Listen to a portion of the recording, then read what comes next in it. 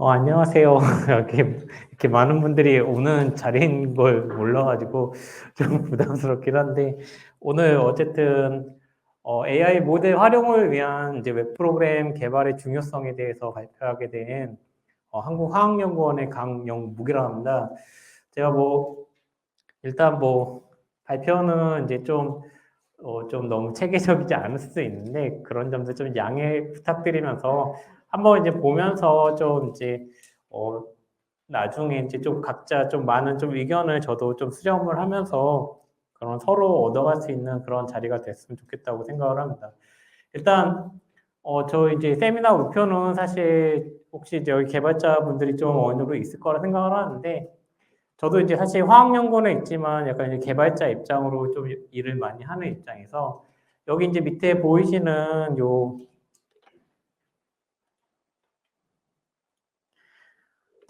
이제 제가 영역을 좀 나눠보긴 했는데 각자 이제 자기가 어느 위치에서 그런 것들을 하는지 어느 위치에 서 있는지 약간 이런 것들을 한번 좀 고민해 보시면서 과연 이제 제가 이제 웹 어플리케이션이 왜 이제 개발이 이제 중요하거나 아니면 이제 이런 쪽으로 이제 좀 더 관심을 더 가져야 된다고 하는지에 대해서 좀 얘기를 드리고 향후 아직 웹이라는 이런 환경 자체가 이제 계속 이제 좀 변화하고 있는데 그런 이제 변화하는 환경에 대해서 이제 좀 서로 이제 의견을 나눠보면서 좀 저도 다양한 의견들을 좀 수렴할 수 있는 그런 자리가 되었으면 좋겠습니다. 일단 컴퓨터 프로그래밍에 대해서 이제 어떻게 생각하시냐 물어보면 저는 이제 사실 좀 예전에 비해서 이제 프로그래밍 언어가 이제 많이 쉬워졌고 이제 개발이나 이런 앱 개발 시간이 굉장히 줄었다고 생각을 하기 때문에 일단 프로그래밍을 이렇게 이제 무서워하는 그런 분들도 사실 이게 이제 제가 한 20년 전에 쓰던 그림들인데요.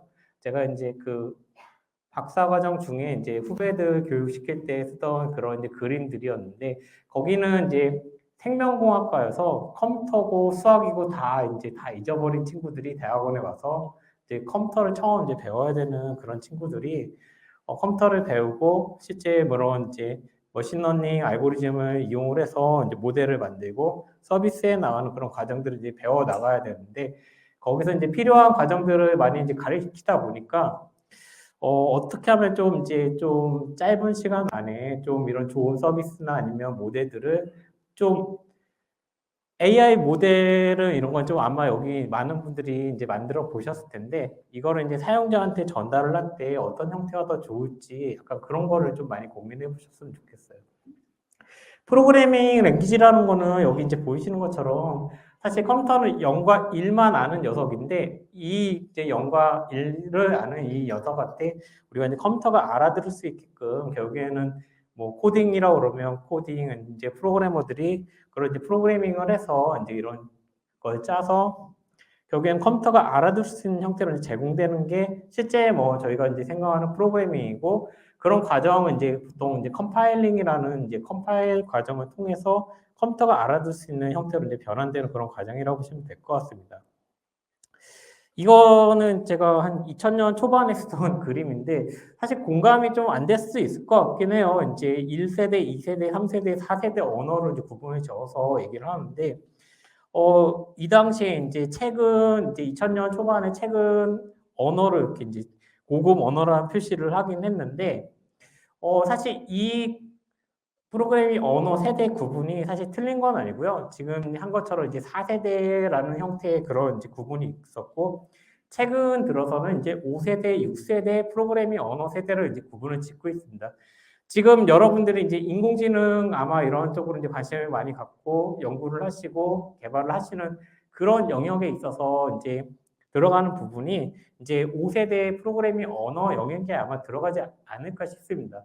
5세대 프로그래밍 언어에서 얘기하는 것들은 뭐냐면 프로그래머 없이 우리가 갖고 있는 문제를 풀어주는 그런 프로그래밍 언어라고 이제 생각하시면 될 것 같습니다. 약간 이제 그런 단계이기 때문에 실제로 인공지능 기술이나 이제 인공지능 이 연구 쪽의 영향을 가장 많이 받고 이거를 이제 이용을 해서 실제 문제를 해결해 나가거나 이런 이제 프로그래밍 언어, 5세대 프로그래밍 언어를 약간 이런 쪽 목표를 갖고 이제 만들어지게 되는 거고요.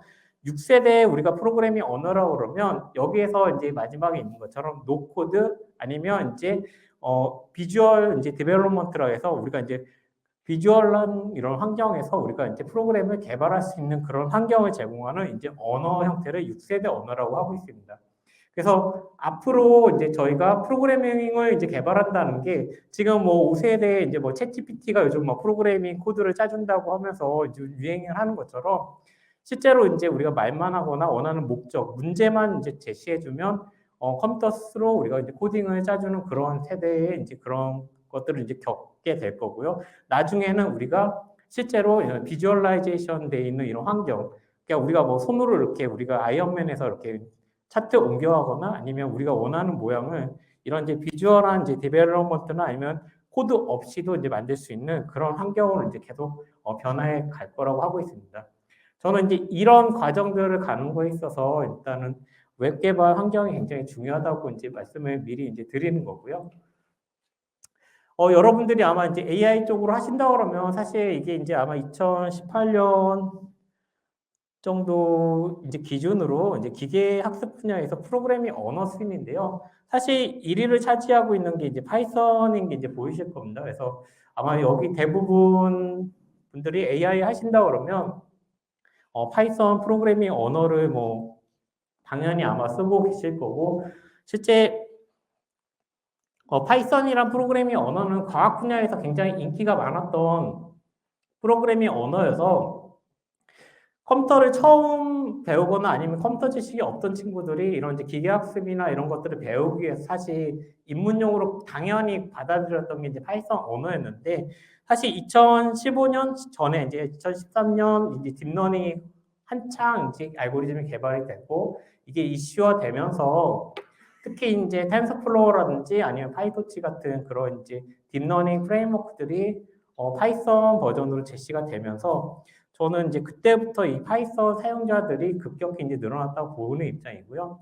실제로 이제 거기에 맞춰서 이제 아마 가장 많이 개발자들이 사용하는 그런 프로그래밍 언어 중에 하나가 이제 파이썬이 되는 그런 상황이 오지 않았나 그렇게 이제 얘기해 드립니다. 왜 파이썬을 사용하냐면 제가 생각하기엔 그런 것 같아요. 여러분들이 당장 인공지능 모델을 사용하는 그거에 있어서 뭐 파이토치 아니면 텐서플로우 아니면 이제 이런 미국 대기업들이 제공하는 딥러닝 프레임워크를 이제 사용을 하는 데 있어서 파이썬에서 사용하는 게 가장 쉽기 때문에 저는 이렇게 사용을 한다고 보고 있고요. 이 참고로 이제 이런 딥러닝 프레임워크들이 실제로 성능 문제 때문에 아니면 쿠다라는 그런 환경 내에서 그게 개발이 돼서 그걸 이용하기 좋은 환경은 사실 C 언어나 C++ 언어에서 같이 병합이 돼서 개발이 돼야 되기 때문에 실제로 C++로 개발되어 있는 경우들이 많은데 아마 여러분들이 사용하는 거는 파이썬에서 사용하는 거는 파이썬에서 이제 C++로 개발된 이 이제 프로그램을 내가 거기에 랩핑해서 여러분들이 이제 API로 사용을 하기 때문에 그 충분한 성능과 그런 이제 C++로 개발이 됐지만 나 그런 거 모르겠어. 그냥 어쨌든 계속 파이썬에서 여러분들이 사용할 수 있는 그런 환경이 제공된다고 이해하시면 될 것 같습니다.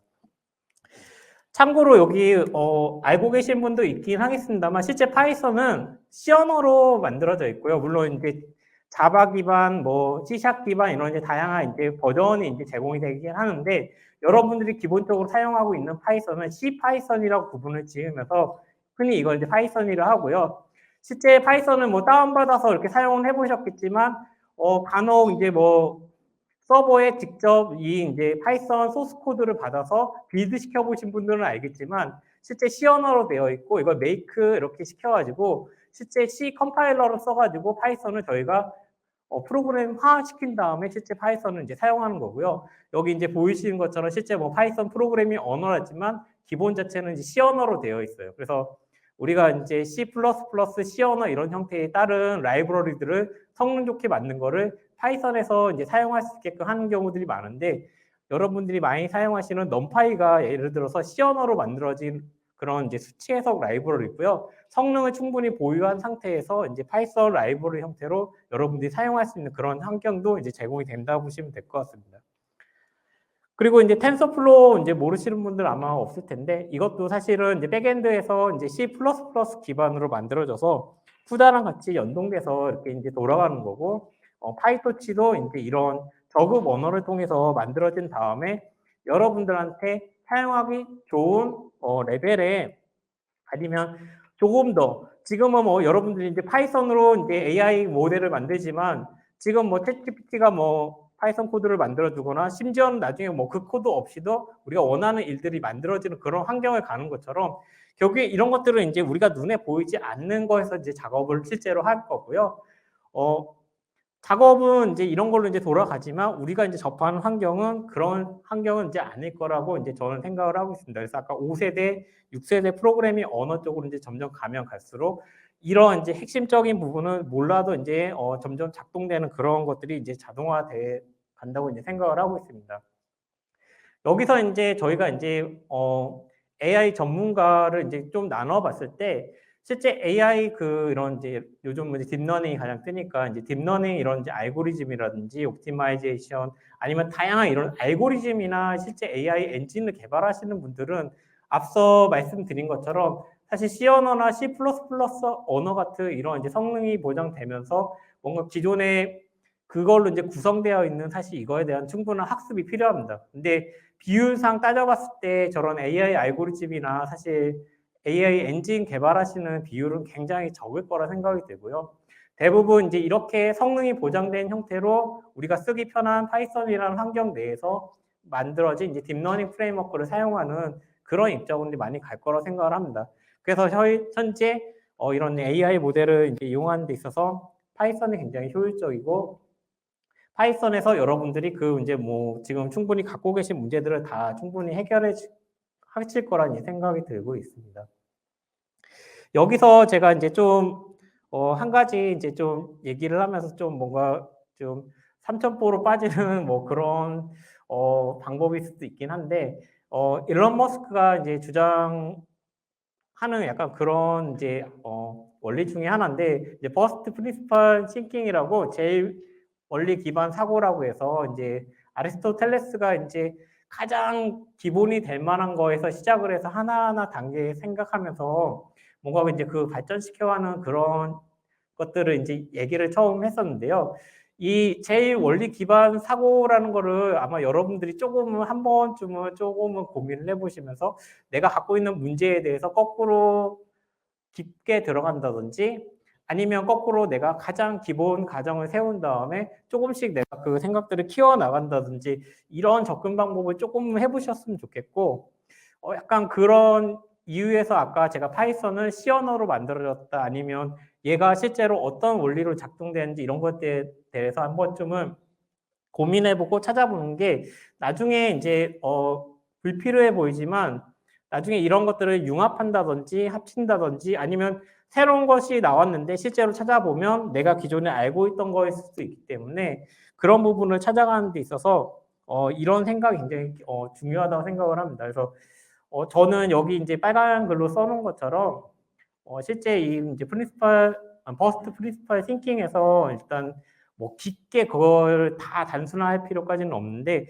주어진 문제에 대해서 좀 다른 사람들이 생각하는 것보다 한두 단계 더 깊게 한 번쯤은 살펴보는 그런 계기를 가졌으면 좋겠다고 생각을 합니다.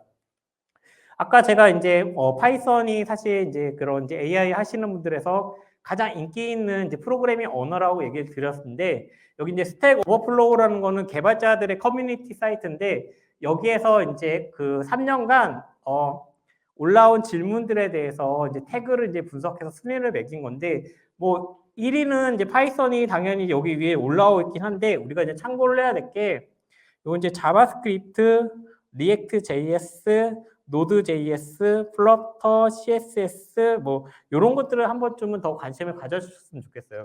그래서 3년간 이제 이런 태그가 얼마나 이제 많이 늘어나는지 이런 거 이제 비교를 했을 때, 여러분들이 이제 파이썬은 알고 있지만 저기 밑에 두 번째 보이시는 자바스크립트에 대해서 좀 관심을 가져주셨으면 좋겠어요. 그러니까 실제로 웹 개발에 있어서 자바스크립트가 굉장히 중요하고요. 실제 제가 아까 얘기했던 노드.js, 뭐 이제 리액트.js 이런 것들이 모두 다 결국엔 자바스크립트거든요. 실제로 전 세계 개발자 중에 사용하는 빈도를 따졌을 때 오히려 파이썬보다 자바스크립트가 더 높을 수도 있어요. 근데 그거는 이제 이런 이제 AI 분야 내에서는 사실은 결국에는 파이썬이 대세긴 한데 전체 개발자로 따졌을 때는 자바스크립트 쪽 분야가 굉장히 이제 많이 성장을 했고 1위로 이제 올라갔습니다. 그 이유에 대해서 좀 말씀을 드리면 AI가 이제 쪽 분야에서 파이썬이 이제 인기 있는 건 아마 여러분들이 당연히 아실 건데 그 자바스크립트가 왜 이렇게 이제 인기가 많을지에 대해서 좀 설명을 드리면서 좀 이제 웹 개발이 이제 좀 중요하고 나중에 이제 AI 모델을 만들었을 때 우리가 웹으로 어떤 서비스까지 이제 가능한지 약간 그런 것들을 좀 더 얘기해 볼 수 있는 그런 자리였으면 좋겠습니다. 여기 이제 자바스크립트라는 특징이 좀 다른 프로그래밍 언어와 좀 다른 점들이 있는데요. 자바스크립트는 클라이언트용 인터페이스로 가장 많이 사용된다고 제가 적어놨어요. 사실 이게 무슨 소리냐면 저희가 여기 여러분들이 웹브라우저 쓰시잖아요. 그 웹브라우저에서 유일하게 쓸 수 있는 언어가 자바스크립트밖에 없어요. 그러니까 웹에서 웹브라우저에서 우리가 돌릴 수 있는 프로그래밍 언어는 자바스크립트밖에 없는데 문제는 이 자바스크립트라는 게 결국에는 우리가 웹서버라는 게 있고 클라이언트, 그러니까 웹브라우저가 있을 때 이 자바스크립트는 웹서버에서 작동되는 게 아니라 내 이제 클라이언트 내에서만 돌아가는 그런 프로그래밍 언어라고 생각하시면 돼요. 주로 이제 여기 써놓은 것처럼 이제 웹브라우저에서 이제 대부분 사용이 되고 있고 여러분들이 사용하는 모든 웹브라우저는 이 자바스크립트 엔진을 갖고 있다고 보시면 돼요. 근데 왜 이게 인기 있는지 아직 답이 이제 부족하니까 좀 더 얘기 드리면 저는 이제 뭐 C++, 뭐 파이썬, C# 아니면 자바로 GUI 개발을 계속 해온 경험이 있는데 사실 HTML5라는 그 웹 표준이 나오고 웹으로 GUI를 만들기 시작한 이후로 그 모든 기존에 있던 GUI 개발 경험을 다 잊어버리고 사실 쓰진 않아요. 아마 여러분들이 쓰고 있는 대부분의 앱이라든지 아니면 데스크탑 앱도 심지어는 이제 웹으로 다 만들어져서 배포된다고 생각하시면 될 것 같아요. 그래서 저는 웹 어플리케이션 개발이 가장 중요한 게 뭐냐면 GUI 쪽 개발이 이제 거의 웹이 다 먹었다고 저는 생각을 합니다. 뭐 이런 통계가 있는지 없는지 모르겠지만 저는 최근에 나온 어떤 서비스인지 다 분석을 했을 때 거의 웹으로 이게 개발이 됐다는 거를 이제 어, 분석이 되더라고요. 그래서 그렇게 장담을 합니다. 저는 이제 2000년도 초반에 사실 이제 이런 이제 인공신경망을 실제 C 언어로 개발을 하고 실제 저는 이제 화학연구원에 있듯이 화합물의 이제 구조를 이제 이런 예측하는 그런 모델들을 실제 이제 만들어 갖고 그런 이제 모델들을 이런 이제 가능하면 내가 프로그램 만들었는데 C로 컴파일해서 사용하세요. 아니면 뭐 exe 파일로 줘서 사용하세요. 근데 그 방법 자체가 굉장히 어렵기 때문에 가능하면 사용자들이 쓰기 편한 이런 이제 GUI 환경으로 이제 넘어가기 위해서 당시 좀 노력을 많이 했었어요. 2000년 초반에는 MS에서 C샵이라는 프로그래밍 언어가 이제 막 나오고 이제 막 그런 인기를 이제 막 가지려고 하던 시기였기 때문에 당시 이제 C샵이라는 언어를 가지고 이런 이제 GUI 프로그램을 이제 윈도우형 프로그램을 만들어 봤었고요. 여기 이제 젊으신 분들은 모르겠지만 좀 이제 나이 있으신 분들은 액티브엑스를 이제 많이 아신 것처럼 당시 웹 서비스에서 내가 뭔가 서비스를 제공하는 데 있어서 동영상 플레이도 힘들고 내가 뭔가 컨트롤하는 데 굉장히 어려웠기 때문에 우리가 당시 액티브엑스라는 이런 거 아니면 지금은 사라진 플래시라든지 이런 이제 외부 프로그램을 써야지만 웹 서비스가 원활히 돌아가기 때문에 그런 이제 액티브엑스라는 거를 사용을 해서 이런 이제 화합물 구조를 그리고 여기에 이제 물성을 예측하는 그런 서비스를 그때 가능했고요. 그때 사용할 수 있는 브라우저는 액티브엑스가 지원이 되는 오로지 인터넷 익스플로러로만 이제 지원이 됐었어요. 그래서 당시에 점유율로 따지면 사실 웹 브라우저가 이 당시에는 인터넷 익스플로러가 거의 장악을 했다고 보시면 될 것 같은데 이따 뒤에 보여드리긴 하겠지만 여러분도 아마 지금 쓰시는 그런 이제 웹 브라우저는 물론 저게 아니고 뭐 크롬이라든지 기타 등등의 이제 웹 브라우저 사용할 텐데 그게 나오게 된 계기가 실제로 구글이 C++로 자바스크립트 엔진을 개발하면서 그 속도가 굉장히 빨라졌어요. 그래서 크롬이 처음 그걸 장악했던 이유 중에 하나가 뭐냐면 자바스크립트가 굉장히 느린 언어였는데 그 언어를 C++로 성능을 높여가지고 우리가 웹 이제 보는 그런 해석하는 거나 변화되는 게 너무 빨라져서 당시에 크롬을 썼을 때 인터넷이 더 빨리 되네? 약간 이런 느낌을 받으면서 사람들이 크롬으로 옮겨왔던 이유가 사실 그게 가장 큽니다. 뒷부분에 더 얘기할 텐데 저는 이제 여기 써놓은 것처럼 이제 한 2000년 초반에는 뭐 C샵으로 GUI를 만든다든지 2010년에는 제 주력 언어가 C++였기 때문에 그냥 나는 이 C++에서 다 해결을 할 거야 하면서 GUI 개발을 이제 C++를 하기 위해서 Qt를 열심히 배워서 이제 Qt라는 그런 이제 GUI 라이브러리를 이용해서 이렇게 이제 프로그램도 만들어 보고, 그리고 이게 이제 2010년 초반에는 이제 지금 여러분들이 파이썬이 대세긴 한데 당시에는 머신러닝 알고리즘으로 자바가 또 유행이었어요. 그래서 래피드 마이너라는 프로그램이라든지 아니면 웨카라든지 약간 여러분 들어보기 힘들었어요. 약간 그런 프로그램들이 머신러닝 프로그램을 쓰기 위해서는 자바를 써야 되는 시기가 있었어요. 그래서 저도 이제 그걸 통일시키기 위해서 자바 배우고 자바도 또 GUI로 만들어서 똑같은 이제 서비스들을 이제 만들기 위해서 노력을 했었죠. 그래서 자바로 이렇게 이제 뭐 GUI 만들어서 사용자들 쓰기 편하게 해줄게요. 자바 기반인데 좀 더 그 GUI가 더 편하게 만들 수 있는 뭐 리치 클라이언트 플랫폼, 아마 들어보신 분들은 없겠지만 뭐 이런 다양한 것들을 단계를 거쳐가면서 저도 이제 가능하면 GUI 쪽 개발에 시간을 적게 들이면서 서비스를 빨리 만들 수 있는 그런 노력들을 했는데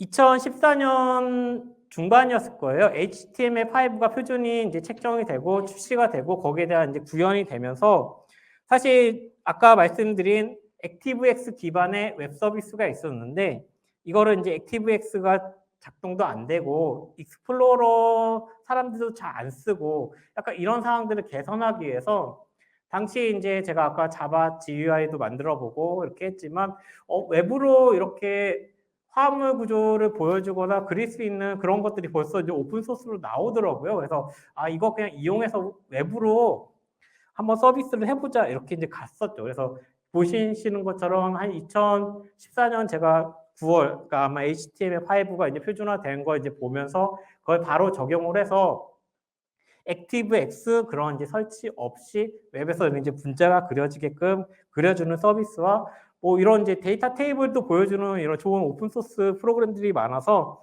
그런 것들을 이용해서 실제 서비스를 이제 만들고 개발을 해봤죠. 그랬더니 기존에 제가 GUI 만들었던 그 개발 경험보다 훨씬 적은 시간과 더 쉬운 방법으로 이런 이제 웹 어플리케이션이 개발이 되는 걸 이제 확인을 했고, 실제 접근성에 있어서도 내가 프로그램을 상대방한테 줘서 그걸 설치해서 사용하는 게 아니라 설치 없이 그냥 접근해서 내가 마우스로 몇 번 클릭을 하면서 문자를 그린 다음에 실행을 하면 결과를 얻어갈 수 있는 그런 환경이 됐기 때문에 실제 사용자가 이거 예전 자료여서 계속 이렇게 되긴 했는데 사용자가 당시에 한 4,500명 한 달 이렇게 됐고 최근에는 한 달에 4,000명, 5,000명까지 이렇게 사용하는 서비스로 이렇게 이제 개선이 되더라고요. 그리고 제가 운영하던 이 서버가 최근에 해킹이 돼서 제가 오늘 보여드리진 못하는데 연구하시는 분들은 논문 사이테이션이 굉장히 중요하시잖아요. 그 논문 사이테이션도 작년 같은 경우 거의 한 500편 가까이 논문이 이 서비스를 이용을 해서 논문을 냈을 정도로 웹 서비스를 한 시점부터 사용자가 늘어나는 걸 확인하실 수가 있고, 그렇게 했을 때 우리가 이런 이제 인공지능 모델이나 이런 것들을 우리가 사용자들이 접근하기 편한 그런 환경으로 했을 때 사용자들도 늘어날 거고 이런 서비스를 더 홍보하기 더 좋아질 거라는 그런 이제 사례가 되지 않았을까 싶습니다.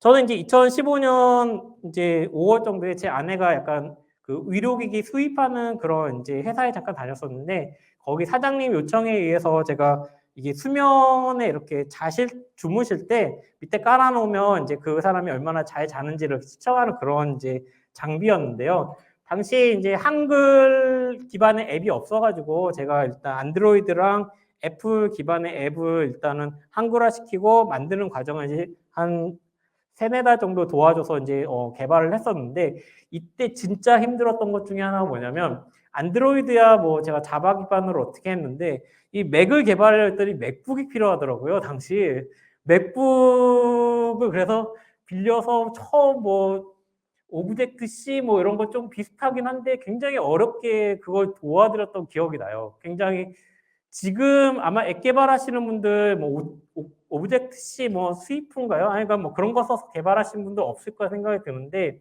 어차피 이 강의를 들으시는 분들은 아마 대부분 다 이런 앱이라든지 서비스를 지금 다 외부로 아마 만들고 계실 거예요. 근데 어쨌든 저는 이제 중요성을 말씀드리기 위해서 발표를 하는 거기 때문에 진짜 어렵게 고생해서 했는데 지금 와보면 절대 저렇게 개발 안 할 거고 외부로 개발해서 그냥 하나의 소스 가지고 서비스 중에 하나로 가지 내가 미쳤다고 저기서 제공하는 오브젝트 C 배우고 자바 배워서 안드로이드 개발 쪽으로 가진 않을 거라고 생각을 하고 그래서 여러분들한테 이제 말씀을 드리고 싶은 거예요. HTML5는 여기 이제 제가 날짜 적어놔서 이제 알 수 있는데 2014년 10월 28일에 이제 확정된 표준이고요. 저도 이제 그게 이제 나온다는 걸 이제 알고 크롬 같은 경우 미리 그 표준에 맞춰서 이런 서비스를 했기 때문에 거기서 일단 당시 테스트를 했었어요.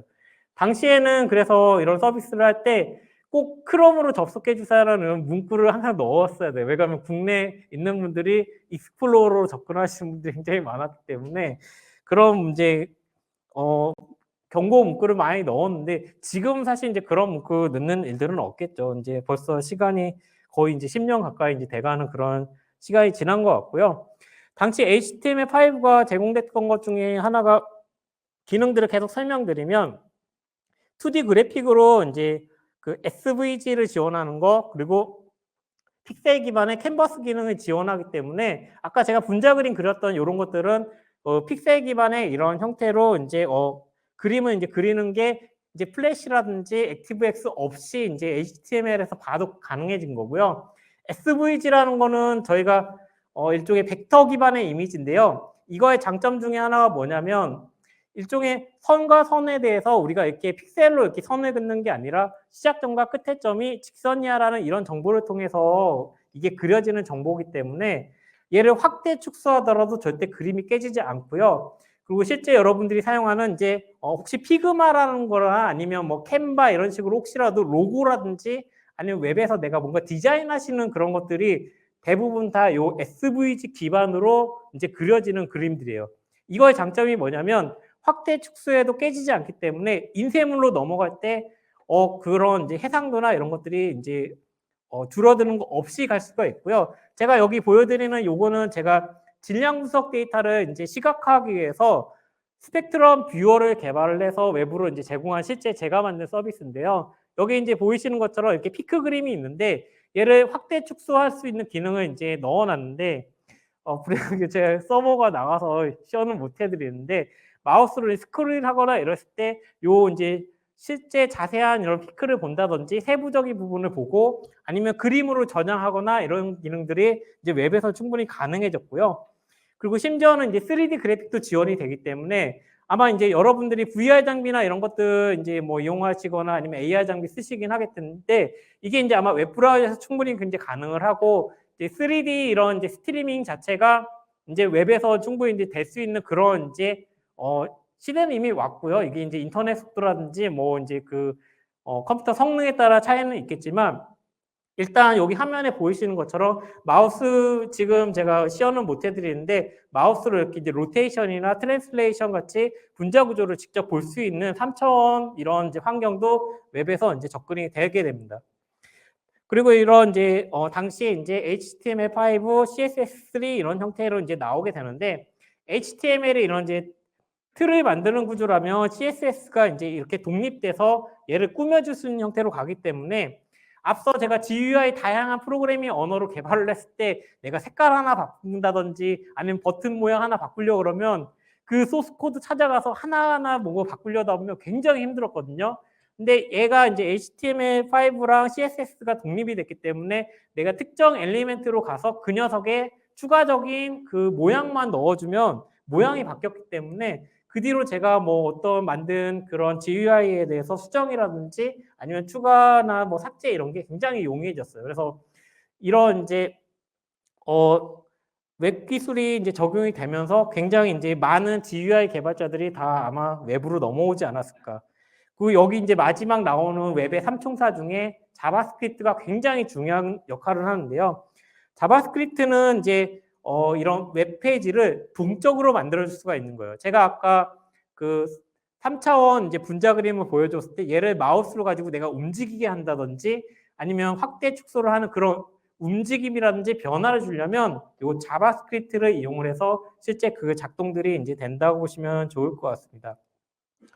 그 뒤로 이제 저는 이제 물 만난 이제 고기처럼 그 뒤로 이제 웹 개발이 굉장히 GUI 만드는데 쉬웠기 때문에 그 뒤로 이제 계속 이런 예측 모델이라든지 아니면 뭔가 그런 것들을 만들어 나가는 거에 있어서 화물 이런 이제 물성을 예측하는 2,000개 이상의 그런 물성을 예측하는 그런 서비스를 바로 웹으로 이제 제공도 해주고 유전체 데이터 쪽으로 가서 실제 그 유전자 가위 기술이 효율성이 있는 그런 유전자를 찾아주는 그런 이제 프로그램도 웹으로 바로 개발을 하고 또 이제 단백체 연구하는 쪽에 가서 단백체 정보를 넣으면 거기에 대한 이제 변이 데이터를 찾아주고 거기에 대해서 이렇게 이제 보이시는 것처럼 다양한 차트 기능들을 이용을 해서 이런 이제 분석 결과들을 좀 더 예쁘고 더 이해하기 쉬운 형태로 만드는 게 굉장히 쉬워졌다라는 걸 이제 겪게 되었죠. 그리고 여기 지금 화면이 두 개 보이시는데 혹시 차이점을 알고 계실까요? 지금 이제 왼쪽에는 제가 데스크탑이라 써놨고 하나는 이제 뭐 클라우드라 써놨는데 왼쪽 게 데스크탑 프로그램이고요, 앱이고요. 오른쪽 게 웹으로 쓰는 이제 웹 버전의 이제 프로그램입니다. 근데 보시는 것처럼 모양이 동일하고요. 단지 차이점이 있다 그러면 얘는 윈도우 창에 감싸져 있고 오른쪽은 내가 웹 브라우저로 접속해서 서비스를 하는 겁니다. 근데 이 모양이 동일하다는 소리는 제가 똑같은 소스로 똑같이 이제 제공을 하는 건데 상대방이 이제 원할 경우에는 웹서버에서 서비스를 제공을 하고 스탠드얼론으로 원하시는 분들은 이제 프로그램으로 감싸서 제공을 해주는 이런 형태로 갈 수 있었다는 거를 경험하게 된 거죠. 그래서 이런 뭐 타임 스케줄이라든지 아니면 이런 다양한 차트 기능들 확대 축소가 이제 여기 내에서 다 데스크탑 앱에서도 이제 작동이 되는 거죠. 웹에서 작동됐던 거를 그대로 데스크탑 버전으로 가도 그렇게 이제 서비스를 이용이 가능한 거고요. 여기 이런 이제 매스 스펙트럼 뷰어도 이제 웹으로 개발한 다음에 실제 데스크탑 앱 형태로 제공을 해주면서 사용자가 우리가 그림 파일로 예전에는 이렇게 이제 그 매스 스펙트럼을 볼 수밖에 없었는데 그게 아니라 사용자한테 데이터를 줬는데 이 사람이 이제 자기가 세부적인 데이터를 볼 수 있는 그런 환경까지 접근을 할 수 있었다고 이제 생각하시면 될 것 같습니다. 그래서 여기 보시면 이제 차이점을 제가 여기 노드.js로 이렇게 이제 색깔을 칠해놨는데 사실 이제 그 노드.js라는 것도 이제 뭐 들어보셨을 분들이 있긴 한데 아까 얘기했듯이 자바스크립트는 클라이언트에서만 사용될 수 있는 언어였어요. 그리고 구글이 V8이라는 자바스크립트 엔진을 만들면서 뭐 성능이 향상됐는데 이 노드.js 요 개발자들이 좀 기발한 생각을 한 거예요. 왜 얘를 클라이언트만 사용을 해야 돼? 우리가 서버로 사용을 해볼까? 그래서 실제로 지금 웹 프레임워크 중에서 가장 많이 사용되는 웹 프레임워크 중에 하나가 아마 기반이 되는 게 아마 노드.js일 거예요. 그래서 링키드인 같은 경우가 노드.js 기반으로 넘어간 걸로 알고 있고 일단은 단일 페이지 보여주는 면에서는 굉장히 빠른 성능을 보여주는 그런 이제 엔진이라고 보시면 돼요. 그래서 실제 이 노드.js가 기존의 클라이언트에서만 자바스크립트를 쓰는데 그게 아니라 서버에서도 사용이 되고 이 노드.js가 서버에서 사용이 되는데 결국에 알고 보니까 아까 제가 데스크탑 버전으로 만들었을 때도 거기 엔진으로도 사용이 된다고 이제 말씀을 드리는 거예요. 그래서 JS만으로 웹서버가 가능해지고 그러면서 장점이 생긴 게 뭐냐면 옛날엔 백엔드 그쪽 개발자가 뭐 예를 들어서 뭐 스프링이라 하면 자바 기반 뭔가 그 고급 언어에 그 맞는 그 기술을 가졌어야 되는데 이제 프론트엔드 하시는 자바스크립트 개발자가 나 자바스크립트밖에 모르는데 웹서버까지 가능해지는 그 풀스택 개발자가 될 수 있는 그런 환경도 제공되는 게 이 노드.js가 그런 기능을 이제 제공했다고 보시면 돼요. 여기 아마 이런 서비스가 이제 있는데 노드.js를 이용을 해서 데스크탑 앱 형태로 제공해주는 그런 이제 일렉트론이라는 그런 이제 일종의 프로젝트 뭐 그렇게 생각하시면 되는데 일렉트론이 별거 아니에요. 아까 그 V8이라는 자바스크립트 엔진을 구글이 만들었잖아요. 그리고 그걸 기반으로 크롬이라는 그 웹브라우저를 만들었는데 이 일렉트론이 하는 거는 단순해요. 이 Node.js 이용해서 여러분들이 웹페이지를 만들잖아요. 그 웹페이지를 웹브라우저에 띄워요. 그게 이제 크로미움이라는 그 오픈소스에 있는데 그 띄웠을 때 우리가 웹 주소를 안 보이게 하고 그대로 서비스하면 그게 데스크탑 앱인 거예요. 앞서 제가 아까 웹 서비스랑 데스크탑 앱 차이가 없다고 얘기를 했는데 차이점은 그거예요. 실제 눈에 안 보이지 우리가 웹페이지를 띄우는 어느 주소가 있는데 그거 그냥 감추고 우리가 윈도우 창처럼 뭐 축소, 뭐 맥시마이즈 아니면 클로즈 버튼만 넣어주면 그게 데스크탑 앱이 되는 거고 실제 여기 보이시는 우리가 비주얼 스튜디오 코드 쓰시잖아요. 그것도 실제로 웹으로 만들어져서 여러분들한테 제공이 되는 거고 뭐 슬랙이라든지 아니면 이제 피그마 같은 경우 아까 굉장히 유명한 이런 이제 디자인 툴인데요.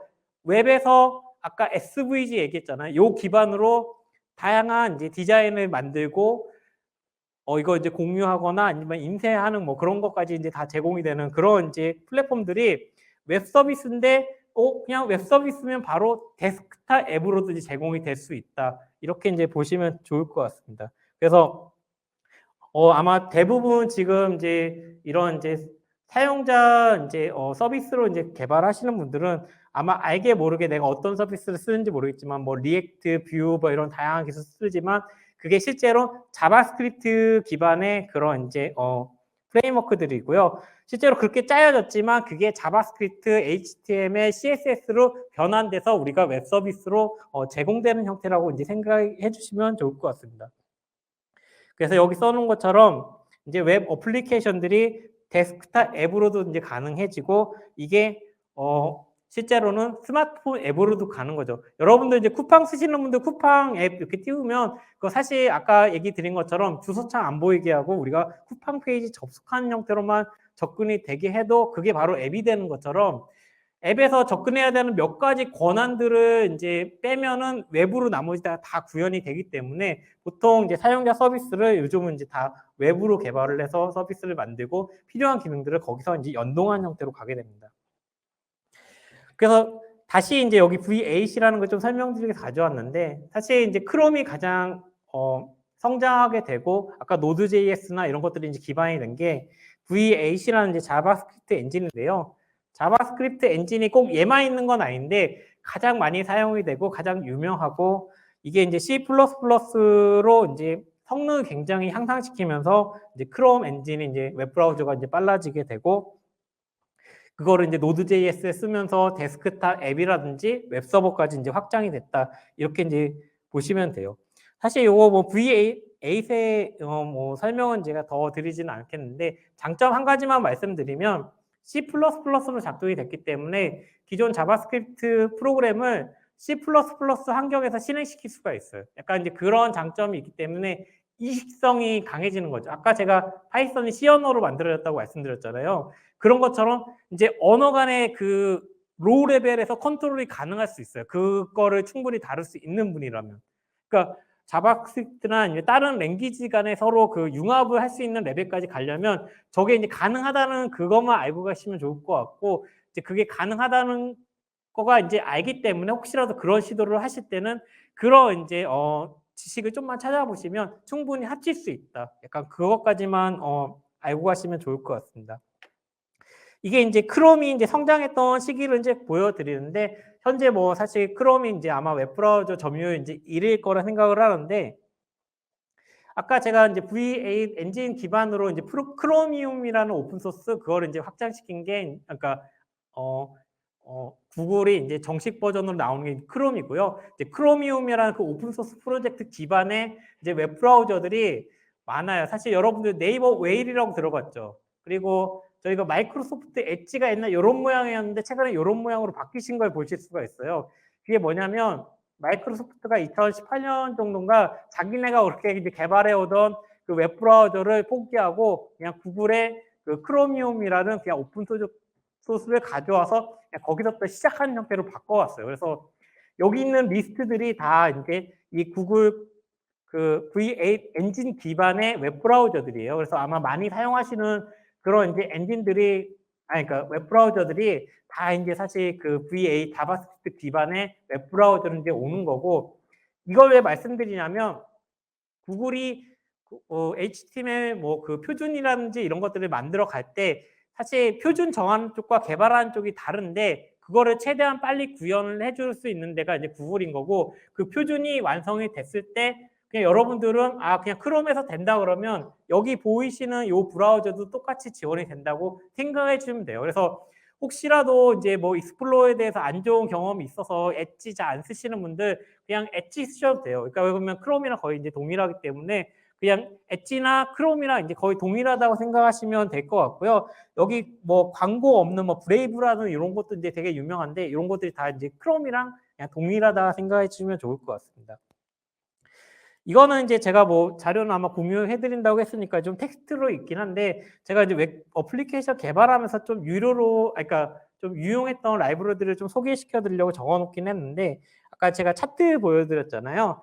차트 이런 라이브러리들이 있는데 그러니까 자바스크립트용 이제 차트 그리는 라이브러리들이 있는데 D3JS가 되게 유명하긴 한데 저는 사실 추천드리지는 않아요. 굉장히 배워야 될 것도 많고 준비해야 될 게 너무 많기 때문에 물론 이제 이런 무료 차트 라이브러리들이 있는데 이런 거보다는 가능하면 이제 기업 입장이나 아니면 뭐 그런 입장이라면 상용 차트 라이브러리를 좀 써보시기를 권장을 해드려요.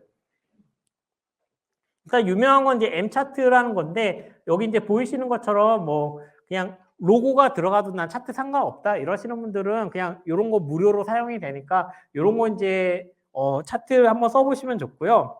상용과 유료 차이를 얘기 드리면 상용들은 이그젠프도 많고 튜토리얼도 많고 혹시 내가 리액트라든지 뷰라든지 이런 식으로 내가 개발 환경이 다르실 거 아니에요. 거기에 대한 이그젠프들이 잘 되어 있어요. 그래서 보통은 이런 이제 상용 이제 차트 라이브를 쓰시는 게 좋고요. 뭐 제가 시간이 된다 그러면 요거 예제들은 일단 링크를 한번 걸어서 한번 더 보여드리면 좋을 것 같아요. 아니면 직접 핸드폰 들고 계시면 노트북이나 있으시면 한 번쯤은 검색해 보셔서 여기서 나온 이그젠프들을 보고 우리가 이건 괜찮다 싶은 것들은 차라리 저는 돈을 내더라도 유료 차트 라이브를 사서 쓰시기를 권장해 드립니다. 제가 써본 것 중에 이제 가장 추천드리는 거는 이제 데브 스트림이라는 건데, 요거는 제가 이따 좀 데모 시간 낼 때 좀 몇 개 클릭을 해볼 텐데, 일단은 차트 이런 예제라든지 이런 것도 잘 되어 있고, 또 하나는 뭐냐면 아마 그 리액트라든지 플러터 이런 기반으로 이제 뭐 그 웹 컴포넌트들을 많이 개발을 하실 텐데 여기도 이제 웹 컴포넌트들이 이제 기본적으로 제공이 같이 되기 때문에 여기 걸 쓰면 조금 더 개발이 더 용이해질 수가 있고 제가 생각에 이런 것들이 굉장히 이제 도움이 많이 돼서 혹시 이제 비용적인 부분이 이제 얼마 부담이 안 된다 그러면 저는 이제 이런 거를 한번 써보시라고 이제 권장을 드립니다. 그리고 이제 이런 이제 차트도 있는데 또 많이 쓰이는 게 저희가 엑셀처럼 이제 데이터 테이블도 보여주는 게 굉장히 중요한데 데이터 테이블은 이제 데이터 테이블스 넷이라는 이 무료 이 소프트웨어가 가장 유명하긴 한데 이거 사용하셔도 좋고 또는 저는 이제 웹IX라는 이런 이제 상용 라이브러리에서 데이터 테이블 구성하는 거랑 수정이 굉장히 용이하기 때문에 뭐 이런 것도 한 번쯤은 구매를 해서 데이터 테이블 같은 경우 이런 걸로 이제 구성해 보시는 것도 좋겠다. 그래서 제가 데브 익스트림하고 웹픽스 같은 경우에는 제가 좀 이따가 이제 좀 질문 타임이나 이때 좀 몇 개 사이트를 방문해서 좀 시각화된 결과를 좀 보여드리도록 하겠습니다. 제가 여기 이제 웹 IX 쪽에서 웹픽스라고 있는지 웹 IX라고 있는지 모르겠는데 이 녀석에 이제 선언형 방식의 레이아웃이라고 얘기하는데 제가 이따 데모 때 더 보여드리는데 저는 이제 앞으로 저희가 6세대 이제 비주얼 그 개발 환경에서 이제 개발한다든지 5세대에서 얘기할 때 로코드, 노코드라는 이제 그런 이제 아마 지금 수식어가 계속 뜨고 있을 텐데 로코드에서 저는 앞으로 이제 개발하실 때 선언형 방식의 레이아웃을 좀 많이 사용하실 거라 생각이 들어요. 이 웹BIX는 제가 2015년부터 쓰던 건데 실제 플러터라는 거 최근에 이제 많이 들어보셨을 텐데 이 플러터가 이 선언형으로 이제 이거를 하면서 사용자들이 굉장히 저는 늘어났다고 생각을 하는 입장이거든요.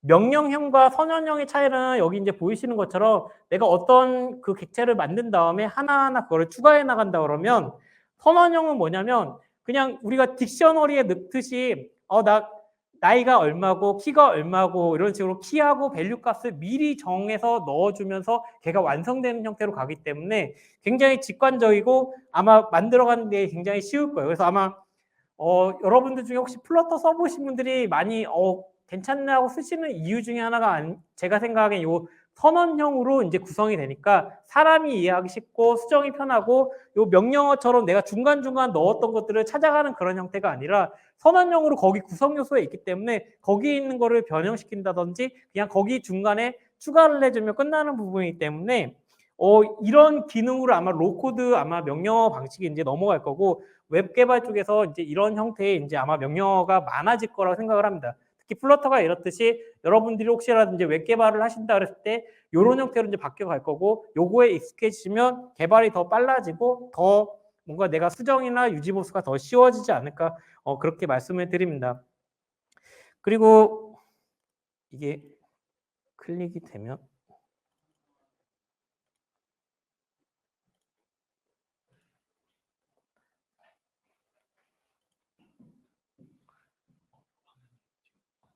예. 아니에요, 괜찮아요.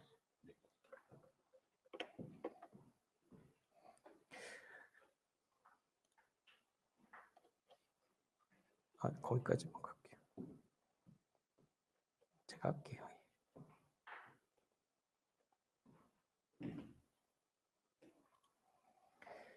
그리고 이제 처음부터 이제 우리가 웹페이지를 이제 개발한다기보다는 가능하면 이제 이렇게 테마 형태로 만들어진 아니 그냥 이 화면 그대로 놔두시면 돼요. 테마 형태부터 시작하는 게 좋아요. 한때 클론 코딩이 유행했었잖아요. 그 클론 코딩이 유행한 게 뭐냐면 완성됐는데 내가 원하는 부분만 수정하면 굉장히 편리하시잖아요. 그것처럼 우리가 이제 웹을 이제 만드실 때 화면 일단 이건 뭐 데모 이따 보여드리겠는데 제가 생각엔 부트스트랩이라는 요 기반으로 이제 보통 웹 개발하시는 분들이 많아요. 좀 빨리 하시는 거 이제 그거 기반으로 좀 얘네들이 부트스트랩을 이용을 해서 테마 형태로 만들어 놓은 이제 랩부트스트랩.com이라는 이제 회사가 있는데 여기 이제 테마들을 팔아요. 그래서 미리 이제 대시보드 형태나 웹페이지 형태로 이렇게 테마 만들어 놓은 것들을 구매하셔서 내가 거기서 수정하는 굉장히 용이하기 때문에 이런 사이트를 이용을 해서 완성된 그냥 테마를 내가 보고 굳이 디자이너 구해서 처음부터 맨땅에 헤딩하지 마시고 완성된 포맷에서 내가 원하는 구성 요소들을 그냥 붙여넣기 해서 개발을 하시라고 이제 얘기를 드리는 거고요. 요 예제도 뒤에 일단은 보여드리도록 하겠습니다. 그리고 웹 개발을 떠나서 혹시라도 이제 회사 운영하시는 분들 혹시 개인 개발자면 개인 홈페이지를 운영하시는 분들은 혹시라도 홈페이지 만드실 거라면 이제 워드프레스 그냥 저는 이용하시라고 얘기를 해요. 전 세계 웹사이트의 30% 이상이 워드프레스로 만들어졌다는 거 혹시 알고 계시나요? 전 세계 기준이에요. 그리고 심지어는 아마 여러분들이 기업 홈페이지 만들려고 위례에서 아마 받아오면 다 아마 워드프레스 기반의 웹페이지를 결과물로 아마 가져다 줄 거고요.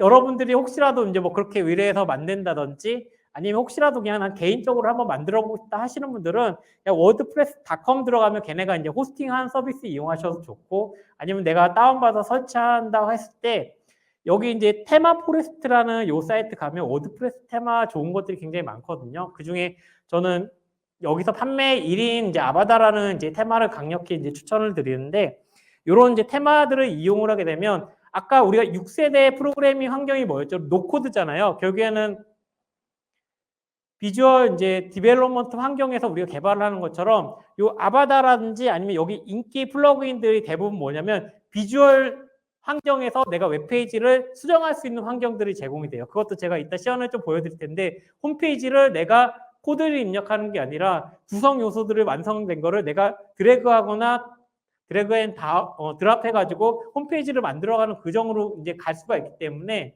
앞으로 이제 6세대 프로그래밍 환경처럼 이제 웹에서 그런 기술들이 보편화되고 여러분들은 굳이 프로그래밍 없이 이제 비주얼라이제이션 환경에서 이제 아마 프로그램을 개발하는 그런 환경들이 올 거고요.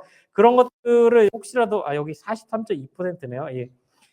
그런 것들을 내가 혹시라도 이제 미리 접해보고 싶은 분들은 혹시 기업인데 홈페이지가 필요하신 분들은 이런 것들을 한번 이용해 보시면 좋을 것 같고 저도 이제 올해 안에는 요거 워드프레스 설치부터 요 테마 설치해서 홈페이지 만드는 과정을 좀 자료를 다시 만들어서 요 AI 프렌즈 통해서라든지 아니면 이렇게 좀 공유를 해드릴 계획이기 때문에 혹시 이런 것도 이제 관심을 가져주셨으면 좋겠다고 생각을 합니다. 이거는 이제 루비 온 레일스라고 이제 사실 이제 웹 프레임워크 중에 이제 하나긴 한데 사실 이걸 얘기하려는 건 아니고요.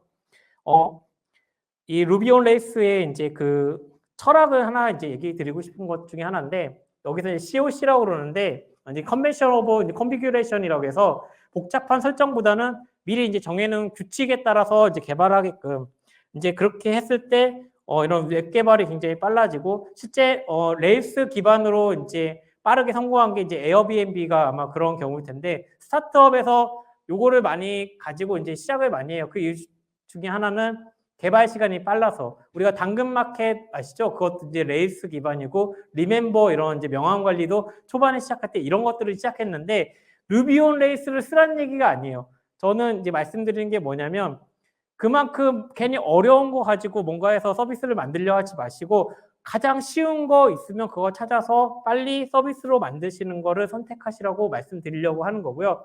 이 레일스 의미가 뭐냐면 우리가 자가용 몰고 목적지로 가는 게 아니라 우리가 KTX 타고 부산 가면 더 빨리 가잖아요. 그것처럼 우리가 이런 이제 레일을 깔아놓고 더 빨리 보내주겠다. 물론 우리가 정확한 위치까지 가는 건 아니겠지만 우리가 KTX 타고 부산 가면 더 빨리 일단 이동하고 거기서 이동할 수 있는 것처럼 일단 여기서 말하는 레일스처럼 이런 식으로 이제 뭔가 정해놓은 길만 따라서 오면은 뭔가 서비스가 만들어지는 이제 그런 서비스가 이제 되는 거고요.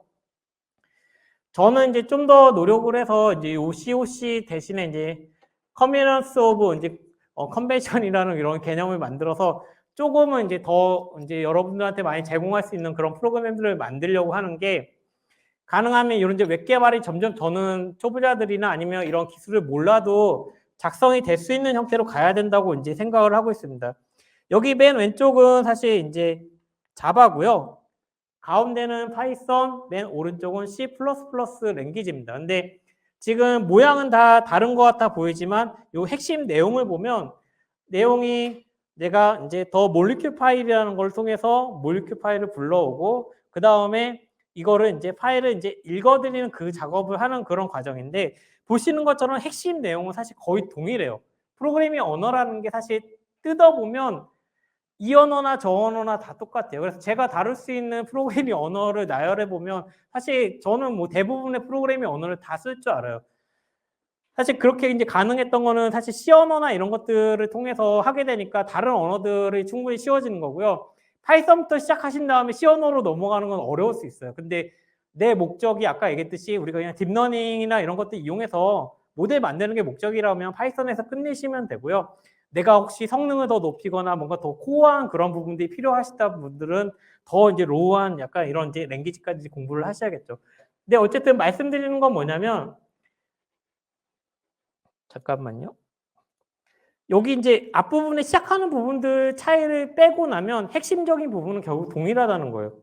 그러면 저는 이제 원래 이제 목표를 한 게 이런 이제 동일한 명령어들 아니면 동일한 객체 이름, 동일한 이제 함수 이름을 갖는 형태로 각각 이제 라이브러리들을 이제 그 언어별로 이제 만들어서 저는 이제 화학 분야이기 때문에 일단 화학에서 쓰는 그런 이제 모델들이나 함수들을 이제 만들어서 이런 이제 언어들에서 이제 이렇게 만들어서 이제 제공하는 그런 형태의 프로젝트를 했었는데요. 웹 개발 쪽도 약간 이제 로우 코드 형태로 지금 이제 준비를 하면서 계속 하는 것들이 뭐냐면 일단 대시보드 템플릿이라든지 아니면 좀 이제 아마 플러터 쓰신 분들이 아마 더 잘 아실 것 같은데 패널이나 위젯 형태로 미리 이제 완성된 형태로 이제 구성 요소를 만든 다음에 그것들을 이제 좀 아까 얘기했듯이 그 비주얼 디벨로먼트 환경에서 붙인다든지 이런 환경을 할 수 있는 그런 것들을 이제 개발해 나가려고 하고 있고 제가 안 하더라도 그런 환경이 곧 올 거기 때문에 여러분들이 그런 환경에 대비하시는 게 좋지 않을까 그렇게 이제 말씀을 드립니다. 아까 이제 그 제가 부트스트랩 기반의 이제 테마 하나를 이제 제가 구매해서 저도 이제 사용을 하는데 보시는 것처럼 이제 이 테마 형태로 이렇게 대시보드 형태가 이제 나오기 때문에 여기서부터 시작을 해서 메뉴 구성이나 이런 것들을 바꿔 나가시면 굉장히 좋고요. 여기 이제 오른쪽에 보이시는 다양한 옵션들이 있는데 이런 이제 옵션들 자체가 그냥 하나하나 옵션을 바꿔주면 요 레이아웃 자체가 전체적으로 이제 모양이 바뀌어요. 뭐 거꾸로 메뉴가 숨겨진다든지 메뉴가 아래로 간다든지 이런 구성 요소들이 미리 우리가 많이 사용하던 그 틀 내에서 벗어나지 않기 때문에 그런 이제 변화 자체가 이제 쉬워지고요. 제가 아까 패널이라는 걸 얘기했듯이 우리가 이제 이런 웹 서비스에 일종의 이런 이제 바구니 같은 거예요. 저희가 음식을 요리를 한 다음에 식탁 위에 접시에 담아서 이렇게 이제 제공하는 것처럼 이런 이제 패널 형태의 우리가 원하는 서비스를 하나하나 넣는 거죠. 어떤 그릇에서는 그냥 설명을 넣고 어떤 차트를 넣어준다든지 어디서는 코드를 넣어준다든지 이렇게 구성 요소를 담은 다음에 이렇게 이제 패널에 담아서 구성 요소를 이제 배치시켜 주게 되고요. 이런 것들은 여기 이제 보이시는 것처럼 전체 화면으로 키운다든지 줄인다든지 아니면 얘를 뭐 그 크기를 이제 조절할 수 있는 그런 기능들을 이제 넣어줄 수 있게 이렇게 되는 거고요. 이런 것들을 이제 내가 마우스로 옮기고 싶은 대로 옮긴 다음에 구성 요소를 다시 바꿀 수 있는 그런 기능들도 지금 이렇게 이제 비주얼 개발 환경에서 충분히 이제 가능해진다는 거죠. 다시 말씀드리지만 이제 앞으로 웹 개발이 코딩이 아니라 이런 환경에서 이제 개발이 될 거라고 다시 말씀을 드리는 거고, 여러분들이 이제 AI 모델을 만든 거를 이제 뭐 허깅페이스나 이런 거에서 이제 모델 가져와서 하시잖아요. 거기에 이제 아웃풋을 어느 표준으로 분명히 만들게 되면 이제 여기에 그냥 필요한 기능들 다 넣고 여기 차트 있는 데에만 내 그 AI 모델의 결과를 어떤 형태로 보여줬지만 넣어주면 이제 서비스가 이렇게 완성이 되고, 요거 자체가 이제 원클릭으로 내가 원하는 앱, 데스크탑 앱 아니면 웹 서비스 이게 이제 동시에 될 거고요. 요즘 뭐 클라우드 서버 많잖아요. 그러니까 거기까지 연동이 돼서 내가 원하는 클라우드 서버를 선택하면 웹 서비스까지 자동으로 갈 수 있는 그런 환경이 분명히 올 거라고 합니다. 안 오면 제가 열심히 해서 도움을 드릴 수 있도록 하려고 하고 있고요. 혹시라도 이제 이렇게 방금은 프로그래밍 스킬이 없는 분도 저렇게 쓸 수 있는 거고, 혹시라도 내가 프로그래밍 스킬이 있고 거기서 컨트롤하고 싶은 분들은 여기 이제 제가 화면이 보이실지 모르겠지만 파이썬과 C++로 이제 예를 들어 드리는 건데, 이렇게 이제 패널이라는 형태를 만들고 여기 이제 전체 화면이 1이라고 했을 때 내가 절반 정도 크기의 패널을 사이즈를 조절한 다음에 여기에 내가 분자 에디터를 추가하게 되면 거기 화면에 웹페이지에 분자 에디터가 들어가 있는 2분의 1 너비를 가진 그 패널이 이제 생성되는 그런 이제 코드인 겁니다. 그렇게 이제 만들어주고, 오른쪽에는 또 2분의 1이지만 내가 뭐 데이터 테이블을 이렇게 넣어준 형태로 코드를 만드는 건데, 중요한 거는 요 앞부분 뒷부분을 빼면 내용이 사실 거의 동일한 걸 보실 수가 있어요. 그러니까 프로그래밍 언어라는 게 거의 다 비슷하고, 이런 거 이제 프로그래밍 언어를 아시는 분들한테는 동일한 함수를 똑같이 제공을 하면서 혹시라도 내가 다른 언어지만 이걸 보고 내가 원하는 구성 요소를 만들어갈 수 있는 그런 환경도 제공이 되고요. 실제 내가 GUI로 아까 이렇게 이제 개발했던 것들을 뭐 이런 JSON, XML, 뭐 YML 이런 형태의 이제 특정 표준 포맷으로 만들어서 요거를 저장시키면 요 형태로 저장이 되고 요거를 코드로도 변환이 되게끔 하는 형태로도 갈 수가 있다는 거죠. 그러니까 개발자가 열심히 짰는데 요게 어느 표준 포맷으로 바뀐 다음에 요로 그냥 이렇게 서비스가 바로 오는 형태로 갈 수도 있고, 내가 여기서 만든 것들은 실제 이런 포맷으로 저장이 된 다음에 다시 나 코드로 만들어줘. 나 코드 레벨에서 이거를 좀 건들고 싶어 할 때는 저렇게 만들어질 수도 있다고 이제 말씀을 드리는 겁니다. 그래서 아마 여러분들이 이제 웹 개발에 계속 이제 제가 중요성을 얘기 드리는 거는 GUI 개발, 그러니까 웹 서비스가 아니라 GUI나 이런 거 이제 보여지는 환경, 여기서 이제 다양하게 내가 자유도 있게 뭔가 보여줄 수 있는 환경이 웹에서 굉장히 더 자유로워질 수 있고 배포도 굉장히 용이해지기 때문에 아마 여러분들이 다 웹을 쓰고 있을 거예요. 근데 어쨌든 웹 개발이 더 중요하고 앞으로 그쪽으로 포커스를 더 맞춰주기를 바란다는 얘기입니다. 일단은 핵심적인 내용들은 이렇게 이제 되고요. 혹시 여기까지 질문 있으시면 좀 질문하고 제가 요거 뭐 이제 좀 다른 얘기하면서 더 얘기를 나눴으면 좋겠거든요.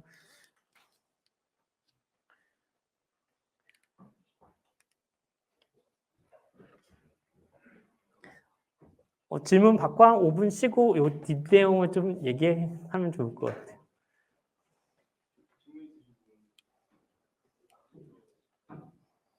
쪽이.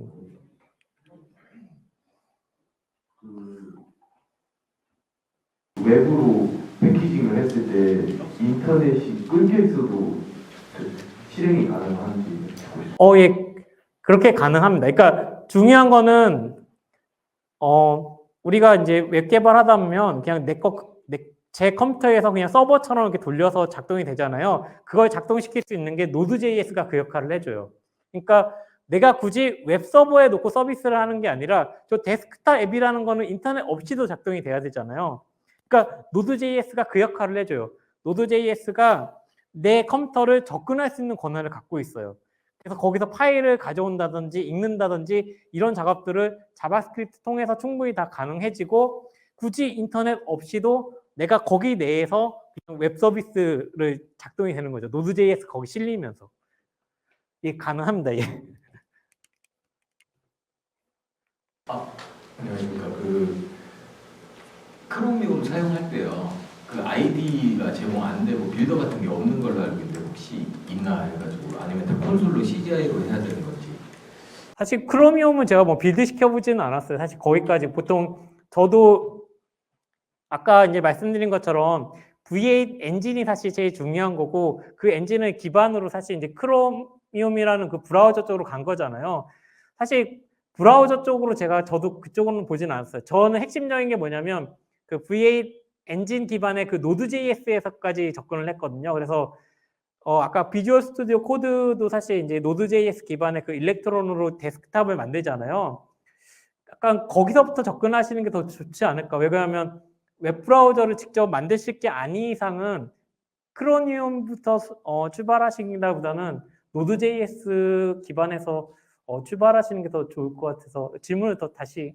지금 저희가 웹 브라우저를 원래 만들어야 되는데 못 만들어서 웹뷰로 일단 하고 있거든요. 서비스를 웹뷰로 하는데 웹뷰에서 좀 자바스크립트라든지 핸들링이 너무 힘들어가지고 지금 플러터에 이네벨뷰로 하고 있는데 그래서 크로미움을 도전해보려고 오픈 커미터들을 국내에 계신 분들 좀 만났는데 다들 좀 포기하라고 얘기를 하셔가지고 결국에는 그러니까 웹뷰 이렇게 가셨다는 것 자체가 그러니까 제가 생각하기에는 Node.js 기반에서 어쨌든 시작을 하는 거고 그 크로미움 그거 들어갔을 때는 그 웹브라우저 갖고 있는 필요 없는 다른 기능들도 다 포함된 거기 때문에 저는 다시 말씀드리지만 그 Node.js에서부터 시작하는 게 맞거든요. 그리고서 그 아까 저희 질문하신 것처럼 Node.js를 웹서버로 로컬해서 돌리시고 걔가 Node.js가 웹서버로 작동하면서 그 로컬 내에서 그걸 실행시키면 돼요. 혹시 개발 프론트엔드 환경이 어떤 건지 여쭤봐도 될까요? 지금은 저희는 플러터로 어플리케이션 만들고 있고요. 그쪽은 아직 도전 안 해봐서 이번에 맥타워 하나 사가지고 해보려고 준비 중. 이렇게 생각하시면 돼요. 그러니까 Node.js 설치하셔서 Node.js에서 로컬호스트로 그걸 띄우시면 돼요. 그러면 아까 그 일렉트론을 통해서 그냥 그 데스크탑 앱이 완성이 되는 거고요. 아마 플러터의 그 기본으로 아마 그 네이티브한 기능도 이용해서 웹 앱으로 가거든요. 플러터 저도 추천을 이제 더 드리는 입장이기 때문에 아마 그 웹뷰까지 만드셨으면 그 뒤 작업은 그렇게 어렵지 않을 거라 생각이 들고 그 서비스 하시는 거 크로미움을 갖다 쓰실 생각하지 마시고 Node.js를 웹서버로 운영하시고 그 소스 코드 지금 플러터라고 하시는데 그 플러터를 띄우시면 돼요. 그걸 이제 로컬호스트로 운영하셔서 로컬호스트로 테스트 하실 수 있잖아요.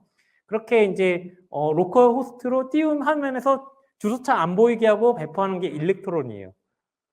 그러니까 아까 인터넷 없이 가능하냐? 가능한 게 내가 플러터 소스만 주고 거기서 Node.js가 웹브라우저 역할을 해서 실제 이제 그 플러터를 보여주는 결과까지 가는 거고요. 크로미움은 우리가 갖고 있는 다양한 뭐 북마크라든지 이런 기능들이 더 있을 거 아니에요.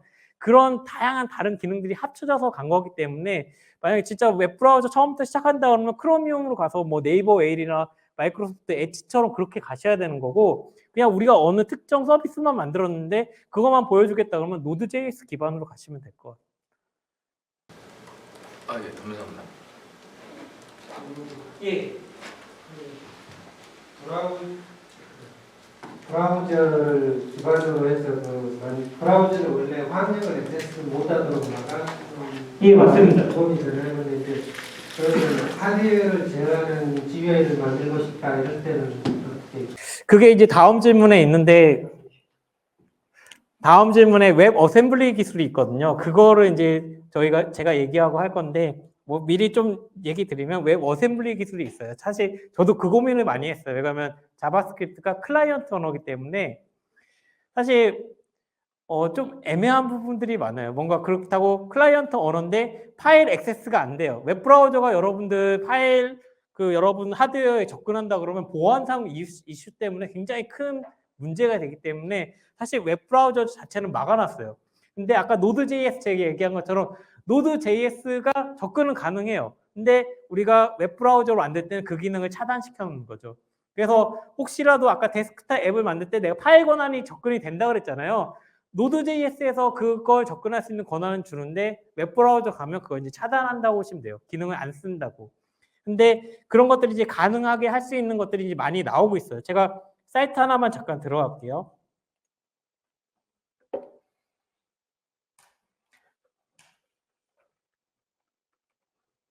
비주얼 스튜디오 코드 다들 쓰셔보셨죠? 개발자라면 여러분 비주얼 스튜디오 코드에 저 dev라는 사이트 한번 들어가 보신 적 있나요?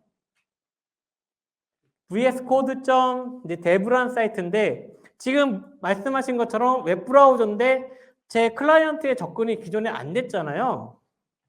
근데 여기 보시면 파일 열기가 돼요. 내 폴더로 접근이 돼요. 예전 웹 브라우저 기술이었으면 내 그 하드웨어에 접근이 안 됐어요. 근데 이 비주얼 스튜디오 코드 만든 사람들은 웹으로 만들어 놓고 이제 웹 어셈블리 기술이나 이런 것들을 이용을 해서 노드.js 이제 엔진 그런 기반들을 통해서 이제 내 클라이언트에 접근이 가능해진 거죠. 그러니까 여러분들 이제 비주얼 스튜디오 코드 설치 안 하고 이렇게 쓰셔도 돼요, 사실. 근데 물론 불편한 점이 아직은 있기 때문에 이걸 쓰라고 권장은 안 하겠습니다만 앞으로는 제가 말씀드리지만 프로그램 이제 설치 없이 서비스가 가능해져요. 그거를 이제 얘기 드리는 게 다음 저희가 이제 고민하자고 얘기하는 웹 어셈블리 기술인 거예요. 이제 웹 어셈블리 기술이 저는 앞으로 이제 여기서 가장 많이 사용될 기술인데 생각보다 이제 모르시는 분들이 많기 때문에 좀 소개를 시켜드리고 혹시라도 이제 서비스 AI 모델들 할 때 이런 것도 이제 적용시켜 보면 좋지 않을까 싶어요. 그래서 여기 써놓은 것처럼 웹 브라우저에서 클라이언트에 실행 가능한 자바스크립트가 유일해요. 근데 우리가 이 웹 어셈블리 통해서 다양한 언어로 만들어진 프로그램들을 실행시킬 수가 있게 된 거예요. 이건 이제 저도 2015년 정도에 아까 질량 분석 데이터 쪽으로 이제 웹 서비스를 만들면서 약간 고민이 됐던 부분이긴 한데 다른 이제 웹 어셈블리 요 설명은 제가 자료를 다 공유해 드릴 테니까 좀 거기서 보시고 한 가지 얘기 드리는 건 뭐냐면 자바스크립트가 아무리 C++로 만들어졌다 해도 느려요. 사실 파이썬보다 더 느린 언어가 아마 자바스크립트일 거예요. 그러니까 단지 우리가 웹 브라우저 보여주는 그 기술들을 하는 거에 있어서 그냥 충분한 속도로 빠르다는 거지 실제로 우리가 계산 능력을 하거나 이런 거를 하기에는 자바스크립트가 굉장히 느린 언어예요. 파이썬보다 더 느린 언어이기 때문에 실제로 우리가 계산이나 이런 거 쓰기에는 자바스크립트가 적합하진 않아요. 그러면 이 문제를 어떻게 하냐? 우리가 텐서플로우로 C++를 만들어 놓은 거를 파이썬에서 사용해서 성능을 높이는 것처럼 우리가 혹시라도 다른 저급 언어나 더 성능 좋은 걸로 만든 그 프로그램을 웹에서 돌릴 수 있게끔 하자. 이게 웹 어셈블리 기술이라고 보시면 될 것 같아요.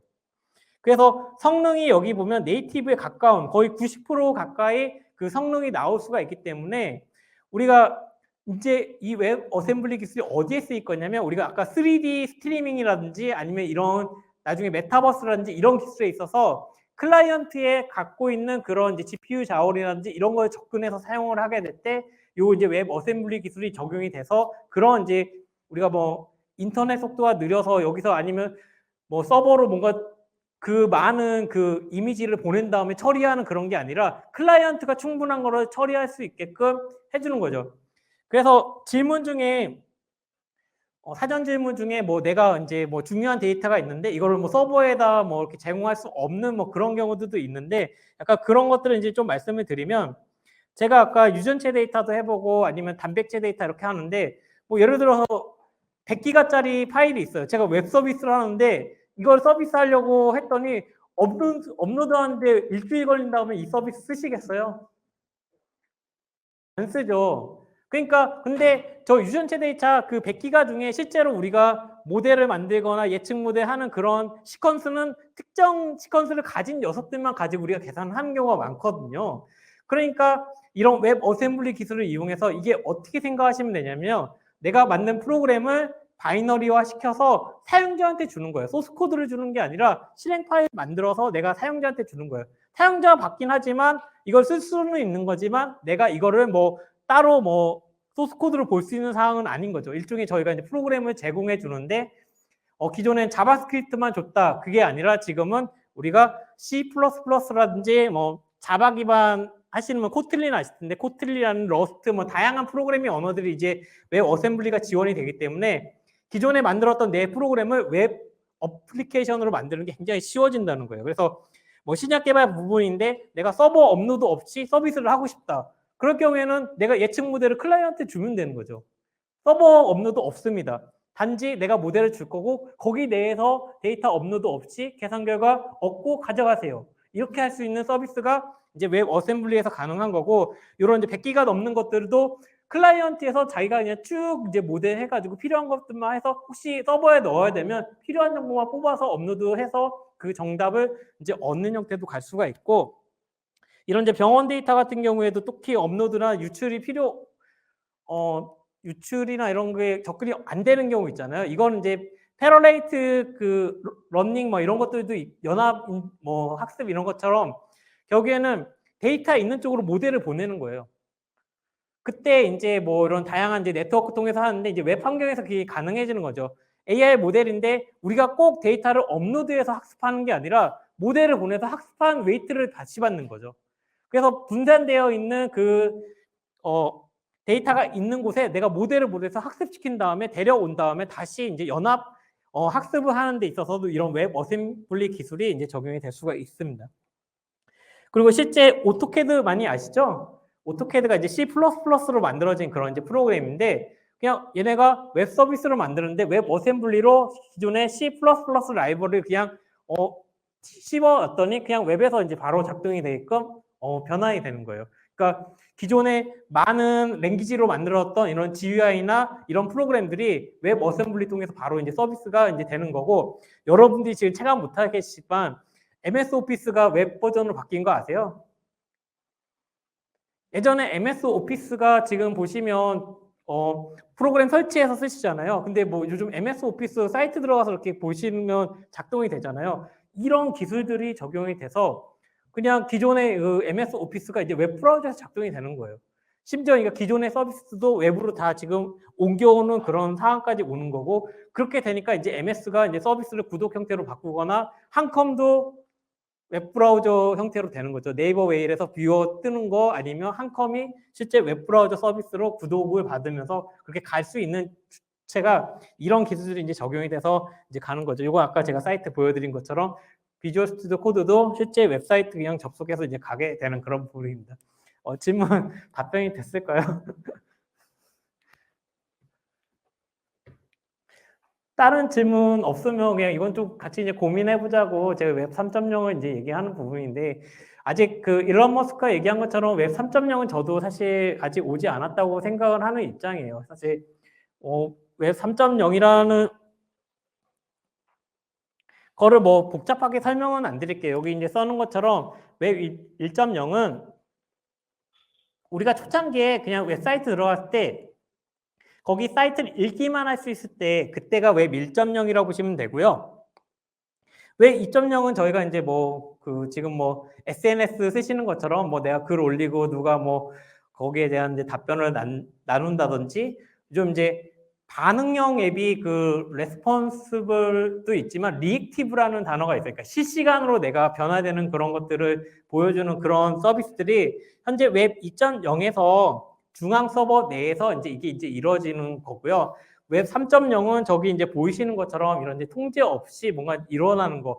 저도 웹 3.0에 대해서 사실 여러 정의들이 있고 뭐 이렇게 하는데 뭐 어떤 특정 정의를 이렇게 좀 얘기 드리긴 뭐 할 것 같고 그리고 웹 3.0으로 가장 뭐 이렇게 많이 얘기 나오는 것 중에 하나가 블록체인 기술이 있긴 한데 저는 사실 블록체인 기술에 대해 좀 부정적이고 진짜 웹 3.0으로 가기 위해서는 저는 블록체인 기술은 아닌 것 같아요. 일단은 P2P 형태로 가는 건 맞는데 그거를 이제 도움을 주는 거에 있어서 블록체인이 무슨 한 역할은 할 수 있겠습니다만 실제 그 웹 3.0으로 가는 그런 핵심적인 기술은 저는 개인적으로는 그게 부족하던지 아니면 아직 그 방식으로는 저는 아니라는 개인적으로 생각을 해요. 제가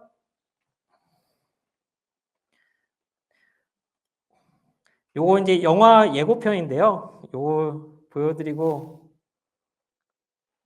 소리가 나나요? 소리 안 나도 상관없을 것 같아요. 제가 이거 그냥 여기로 들어가서 갈게요. 이건.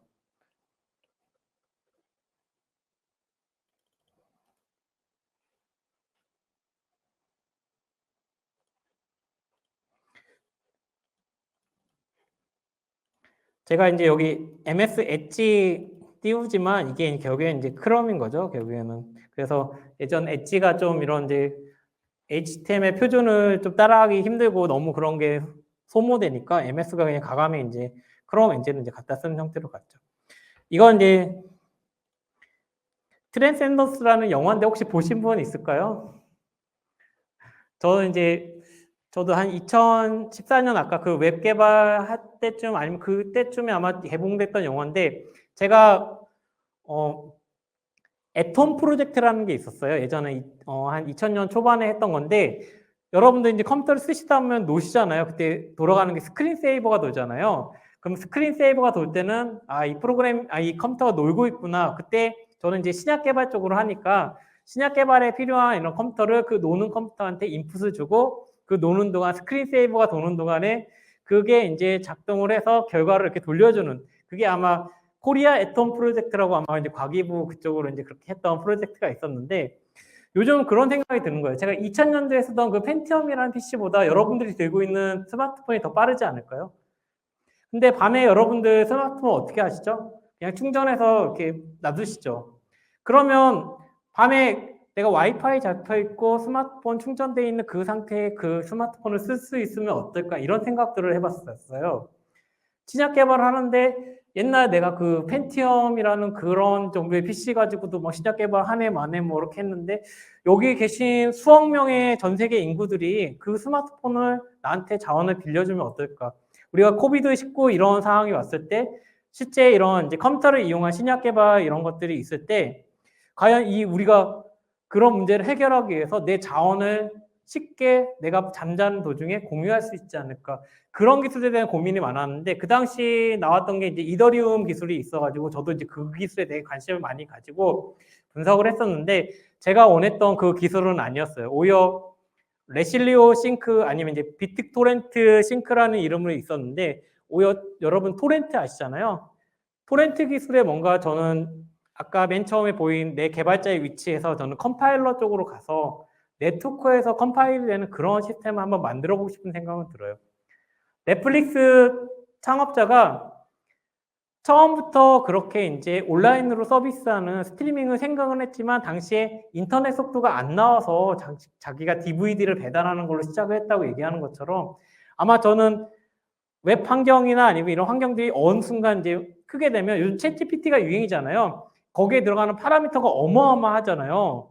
근데 여러분들이 전 세계에 있는 분들이 그냥 1기가씩 기부해서 그런 파라미터가 되고 요 영화를 제가 지금 그냥 스킵해서 이렇게 하긴 했지만 얘기 중에 하나가 뭐냐면 요 박사님이 이제 죽어가는 위치에 있어서 컴퓨터에 내 인격을 거기에 이제 업로드해서 가는 장면이 나와요. 그 중에 또 하나가 뭐냐면 이 반인격 단체라고 하나요? 여기서 이제 테러를 하면서 그 컴퓨터 그 업로드된 그 서버를 없애버리려고 쳐들어왔을 때 여기에 있는 이제 주인공 이제 남자 주인공 그 인격체가 인터넷으로 자기 그거를 복제시켜서 인터넷에서 살아가는 그런 환경이 돼요.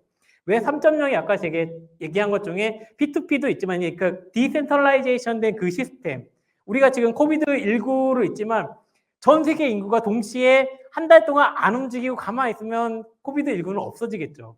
근데 누군가는 활동을 해야 되고 계속 움직이는 것처럼 저는 좀 우려스러운 거 아니면 일론 머스크가 이제 우려하는 것처럼 혹시라도 이제 그 인공지능이라는 그 시스템이 이런 웹 3.0에서 뭔가 운영이 될 때 뭔가 전 세계의 컴퓨터를 끄지 않으면 죽지 않는 그런 이제 인공지능 그런 게 오지 않을까 그런 우려도 사실은 있어요. 아니면 제가 아까 만들고 싶어 했던 그런 환경 자체가 어쩌면 그런 걸로 악용돼서 갈 수도 있는 그런 생각 들긴 하는데 일단은 제 희망사항이에요. 웹 3.0으로 가려고 하는 거 그리고 P2P 기술을 저도 이제 많이 공부를 하거나 아니면 이런 이제 토렌트 통해서 이렇게 데이터를 조금씩 이제 공유하는 그 시스템 내에서 데이터만 전송하는 게 아니라 뭔가 그 내에서 놀고 있을 때 그 데이터를 가지고 내가 뭔가 다른 계산을 한 다음에 돌려줄 수 있는 그런 시스템이 갈 수 있다 그러면 뭔가 좀 새로운 인공지능의 그런 이제 운영 체계가 바뀌지 않을까 그런 생각을 합니다. 그게 이제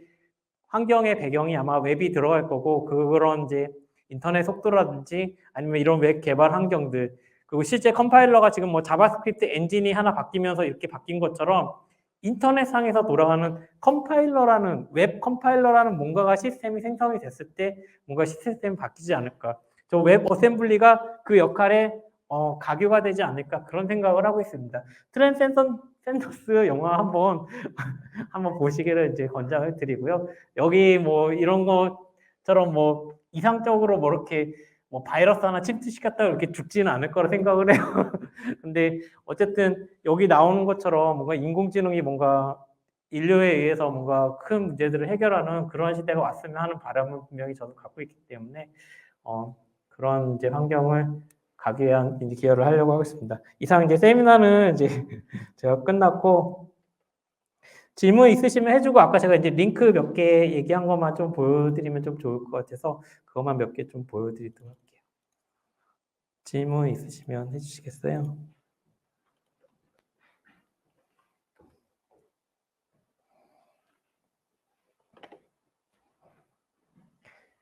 제가 이제 대부 익스트림이라는 그 이제 자바스크립트 라이브러리인데요. 한 $500 정도 되는 이제 개발자 한 명당 되는 뭐 비용이긴 한데 저는 이거 써봤을 때 굉장히 좋았던 게 일단 뭐 여기 이제 보이시는 이런 차트들이 이제 이런 웹 기반에서 되게 되면 기존에 우리가 이미지로 제공하던 거와 다르게 지금 보이시는 것처럼 저희가 이제 마우스를 갖다 댔을 때 뭔가 동적인 다른 정보들을 더 넣거나 보여줄 수 있는 기능들도 가게 되고요. 그리고 여기에 이제 예제들이 앵귤라, 뷰, 리액트 이런 식으로 이제 되어 있기 때문에 혹시 이제 아마 대부분 이제 리액트 기반이 좀 많다 싶으면 이런 리액트 기반의 이런 이제 이그젬플을 얻을 수 있기 때문에 여기를 기반으로 이런 것들이 이제 수정이 가능하고요. 실제 개발 환경을 보면 아까 제가 선언형이라고 얘기 드린 것처럼 여기 보이시는 것처럼 value axis 이런 식으로 name 이런 식으로 뭔가 딕셔너리 형태로 내가 선언형으로 요거 차트를 구성해 나가는 형태로 되는 거예요. 물론 디폴트 값들이 있는데 이 글자가 잘 안 보이는데 여기 이제 아까 그 선언형이라고 한 것처럼 내가 뭐 name 아니면 뭐 with 이런 식으로 이제 특정 값들을 넣고 속성 값을 넣으면 바로 차트가 거기에 이제 적용되는 그런 형태로 가기 때문에 아마 여기 플러터 개발자가 있다 그러면 그게 이제 익숙하고 그걸로 넘어갔던 이유가 아마 이런 선언형 개발이기 때문에 넘어간 거라 생각을 하고 있고요. 이제 플러터가 이제 가장 기본적인 것만 제공이 되기 때문에 하나부터 열까지 다 자기가 만들어야 된다고 했을 때 이런 이제 차트 라이브러리나 이런 것들 이용하시면 굉장히 이제 좀 이제 다양한 이제 표현이 이제 되고 요거에 또 장점이 여기 보이시는 이런 이제 컴포넌트들이 같이 제공이 되기 때문에 혹시라도 이런 이제 컴포넌트들을 구성하려고 할 때 여기서부터 시작해서 내가 클론 코딩처럼 수정하면 더 편리하기 때문에 이런 이제 라이브러리 이용해서 이제 시작하시기를 이제 더 권장을 계속 드립니다.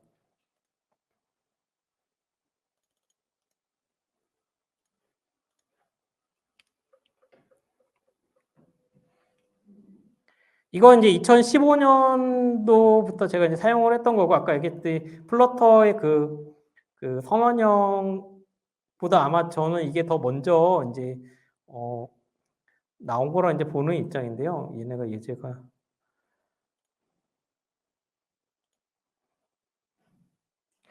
예제를 예전엔 자주 보여줬는데 지금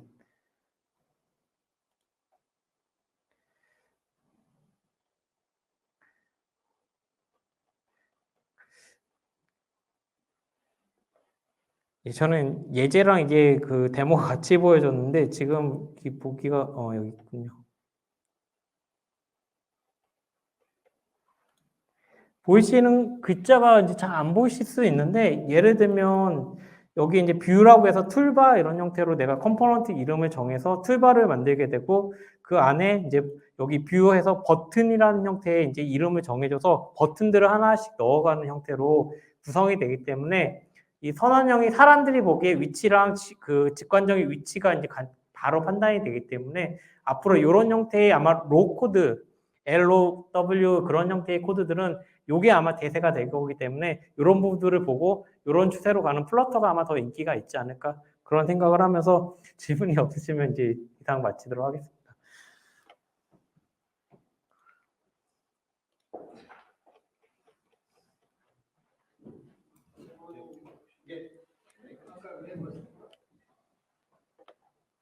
웹 어셈블리 그것의 그 결정 이유가 그 브라우저를 다 여러 가지 언어로 쓰겠다는 건가요? 아니면 두 가지입니다. 그러니까 그 말씀하신 대로 다른 언어들을 이렇게 지원하는 것도 있고요. 가장 큰 이유는 속도 문제입니다. 그러니까 자바스크립트 굉장히 느린 언어고, 제가 아까 클라이언트에서 뭔가 작동이 되는데 그게 너무 어려우니까 하나 그때 이걸 몰랐을 때 계획을 한 게, 자바스크립트 머신러닝 라이브러리를 만들어야 되나 이 생각을 하면서 기존의 머신러닝 알고리즘을 만들려고 했는데, 웹 어셈블리 있는 거 알고 사실 그 계획은 포기했습니다. 그러니까 기존에 잘 만들어진 그 AI 모델들을 바로 이제 웹 브라우저에서 이제 실행시킬 수 있게끔 이제 웹 어셈블리가 되는 건데, 가장 큰 목적은 속도입니다. 그러면 좀 궁금한 것 두 가지는 그 자바스크립트를 그 클라이언트 말고 서버에도 쓰고자 했던 이유는 자바 개발자가 많아서 개발자를 좀 확보하겠다는 데 하나 있었던 것 같은데, 그럼 그거는 아니라는 건가요?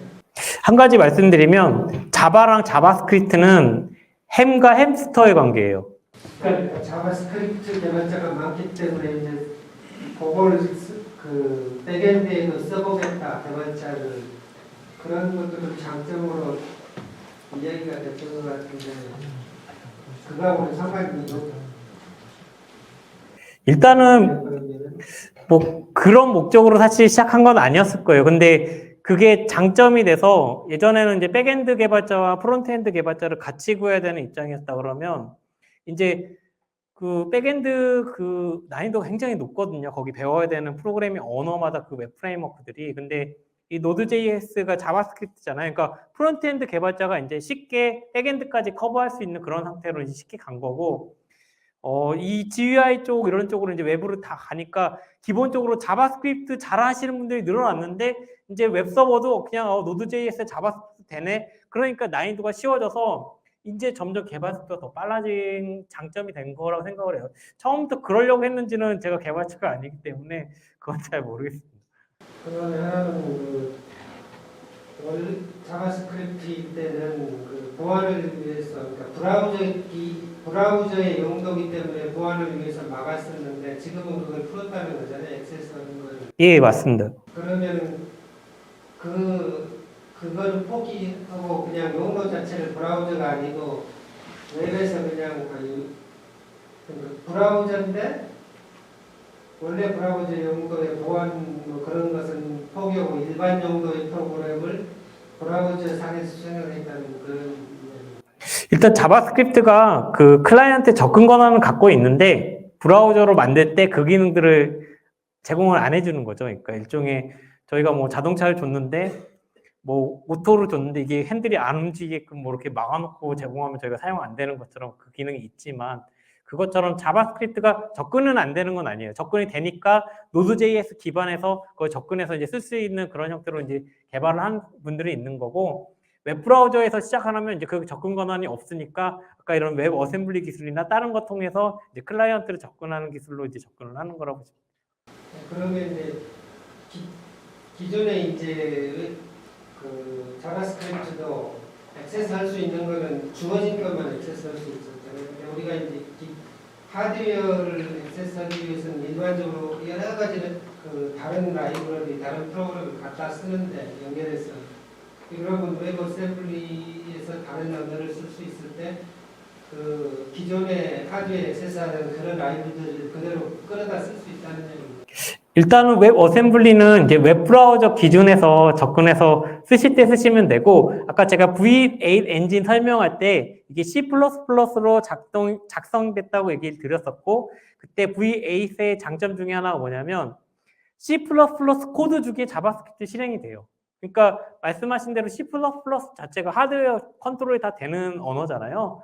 그러니까 거기 내에서 이미 컨트롤 하면서 중간에 V8 엔진을 실어가지고 내가 자바스크립트 작업을 할 수 있기 때문에 그런 이제 붙이는 작업이 어렵지 않고요. 그 C++로 만들어졌기 때문에 뭐 파이썬도 C로 만들어진 것처럼 서로 나중에 붙이려고 하면 나중에 요청 한번 문의는 주세요. 그럼 붙이는 방법에 대해서 시작점들을 알려드릴 수 있는 것처럼 가능하다는 그걸 알고 계시면 좋을 것 같습니다. 예, 여기 질문도. 네, 노드.js에 대해서 좀 경험이 없어서 그러는데요. 보통 서버 클라이언트 구조로 해서 서버에서 운영하는 경우가 있다면 보통 서버는 대용량 또는 많은 동시 접속자를 고려를 해서 서버를 설계를 하고 서버 단은 엄청나게 많이 늘리거나 할 겁니다. 노드.js를 써서 지금 현재 상용적으로 이렇게 대용량으로 한꺼번에 접속해서 할 수 있는 그런 상용적으로 운영하는 서비스가 있는 링키드인 아까 말씀드린 것처럼 링키드인이 노드.js로 바꿨고요. 노드.js의 장점은 뭐냐면 단일 처리에 대해서 굉장히 빨라요. CPU 하나만 사용하기 때문에 단일 처리에 빠른데 문제는 하나에 대한 처리만 가기 때문에 뭔가 다중이나 뭔가 거기 이제 자바스크립트 내에 이제 약간 문제점들이 있는데 그런 건 취약할 수 있어요. 근데 그걸 해결할 수 있는 게 요즘 도커 다 쓰시잖아요. 그냥 내가 코어 16개인데 도커 16개 만들어서 각각 노드.js 하나씩 해서 그 이벤트가 하나 들어오면 걔한테 하나씩 넘겨서 분산되고 이제 쿠버네티스나 이런 것들 쓰는 이유 중에 하나가 그렇게 이제 트래픽 몰리면 자동으로 분산되고 노드.js 서버의 장점 중에 하나가 뭐냐면 아까 얘기했듯이 단일 처리에서는 굉장히 빨라요. 근데 문제는 내가 처음에 요청한 것들이 10분 걸리고 두 번째 요청한 게 10분 걸린다고 했을 때 우리가 기존 웹서버들은 동시에 뭔가 멀티코어면 동시에 얘는 A코어, 얘는 B코어 이렇게 처리가 되잖아요. 근데 노드.js는 아까 했듯이 원코어이기 때문에 그 순차적으로 처리해야 되기 때문에 처음 게 길어지면 뒤에 게 이제 그 노드가 걸리기 때문에 그런 걸 이제 해결하기 위해서 이제 다커라든지 코버네티스 통해서 뭔가 분산돼서 그걸 이제 처리하는 그 과정들이 필요합니다. 그거 이제 단점이지만 지금 뭐 환경에서 그런 것들을 해결할 수 있는 그런 것들이 많고 링키드인이 그거를 바꾸면서 반응 속도가 빨라요. 확실히 노드.js가. 그래서 그 뭐 루비 앤 레이스 아니면 스프링 기반의 이런 것들 서비스 보면 뭔가 로딩이 좀 오래 걸리는 거에 비해서 노드.js는 진짜로 확 빨리 결과가 나오기 때문에 그런 장점이 있어서 주어지는 반응에 따라서 이렇게 하시면 좋고 특히 뭐 실시간으로 뭔가 바뀌는 그런 앱에서는 노드.js가 저는 제일 좋을 것 같고 여기 중에 질문 중에 현재 다양한 웹 프레임워크 중에 앞으로 어떻게 전개하냐 얘기했을 때 노드.js 점유율이 상당히 높아지고 자 포지션도 굉장히 많이 늘어나고 여기서 웹 프레임워크 뭐 쓰냐? 그냥 익스프레스예요. 익스프레스가 가장 인기가 많은데 그냥 그거 쓰시면 돼요. 저는 다른 거 선택하라고 얘기는 안 하고 뭐 다른 언어 때문에 뭐 스프링을 간다든지 뭐 개발 시간을 줄이기 위해서 뭐 나 레이스 갈 거야. 그건 뭐 상관은 없어요. 근데 노드.js 왔는데 웹 프레임워크 뭐 써요? 그러면 저도 다양한 거 다 고민했는데 그냥 익스프레스가 가장 좋고 그거 쓰시라고 말씀드립니다. 그리고 다른 웹 프레임워크 중에서 점유율이나 그 숫자가 엄청 많이 늘어났기 때문에 그냥 전체 통틀어도 웹 프레임워크에서는 익스프레스 시기를 권장드립니다.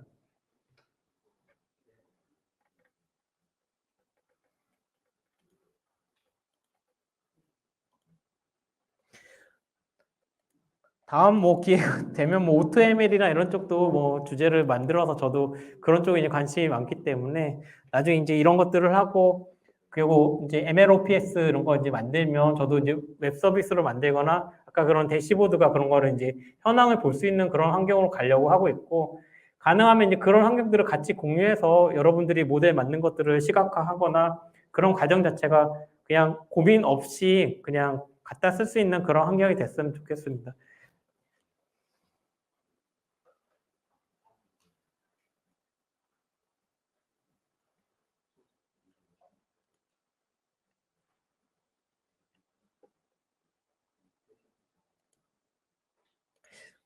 이제 질문 없으신 것 같은데 이제 마무리할까요? 아, 예.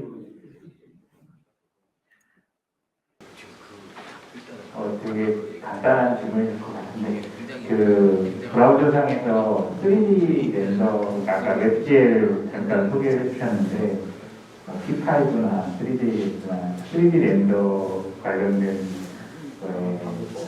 사견이나 또 앞으로 전망에 의견이 주십니다. 아까 이제 그 오토캐드 이제 그 보셨잖아요. 웹 서비스로 이제 가는 것처럼 핵심은 결국에는 이제 그 웹 어셈블리 기술에 들어가서 실제 그런 3D나 이런 거 렌더링 처리가 굉장히 중요하고 그건 이제 클라이언트 기반한테 맡기는 형태로 아마 그런 서비스가 갈 거고 웹 어셈블리에 C++, C샵이 다 있어요. 그러니까 아마 대표적인 3D 그 프로젝트의 유니티, C샵 그리고 이제 언리얼 그 C++ 다 거기서 작동된 게 웹으로 바로 서비스가 된다는 말씀이에요. 그리고 거기서 만든 거를 이제 요즘 이런 3D 비주얼라이저들이 다 있고 그게 이제 자바스크립트 기반의 웹 어셈블리 기술이 이제 적용이 돼서 보여지는 거고 여기 뭐 3D 기술도 이제 결국에는 그 렌더링이 중요한 건데 그걸 이제 클라이언트가 그냥 감당이 되는 형태로 결국 아마 C++는 아마 C샵 요 기반으로 아마 그렇게 3D 작업을 하시면 웹 어셈블리 기술 좀만 공부하셔서 저기 서비스하면 이제 웹 서비스로 가는 것도 이제 굉장히 쉬워질 거고 그래서 실제 웹 어셈블리에서 가장 많이 이제 이슈가 되는 게 3D 스트리밍 약간 그런 쪽 이슈가 굉장히 많이 하면서 그쪽으로 이제 많이 하는 부분이고 웹 표준이 표준으로 만들었다고 얘가 구현되는 건 별개의 문제인데 그런 쪽에서 가장 많이 어쨌든 따라하고 있는 게 크롬 쪽이기 때문에 아마 브라우저별로 이제 그 표준이 쭉 정해져 있는데 얘가 지원이 되는지 안 되는지 이런 위키 같은 거 찾아보시면 내가 사용하려는 서비스가 얘가 지원이 되네 그러면 이제 그 브라우저에서 테스트를 하시고 뭐 그런 서비스는 뭐 그 브라우저에서 된다고 하는데 크롬이 가장 많이 따라가고 있고 그럼 크롬이 되면 노드.js로 내가 서비스가 가능하겠네. 그럼 데스크탑 앱이나 다른 형태로 얼마든지 퍼질 수가 있기 때문에 저는 이제 시간 문제고 아니면 지금도 충분히 돼 있는데 지금 아직 안 알려져 있거나 여러분들이 잘 모르거나 아니면 내가 쓸 수 있을 만큼 쉽게 문서화되어 있지 않고 내가 잘 몰라서 지금 못 쓰고 있는 걸 수도 있기 때문에 지금 당장 뭐 3D 쪽으로 아마 유니티랑 아니면 언리얼이라 생각을 해요. 그냥 거기 내에서 내가 충분히 만들었다면 프로그램 그거 빌드 시키는 거 웹 어셈블리 쪽 찾아서 거기에 바이너리 만든 다음에 서비스 만들면 그냥 금방일 거라고 생각을 합니다.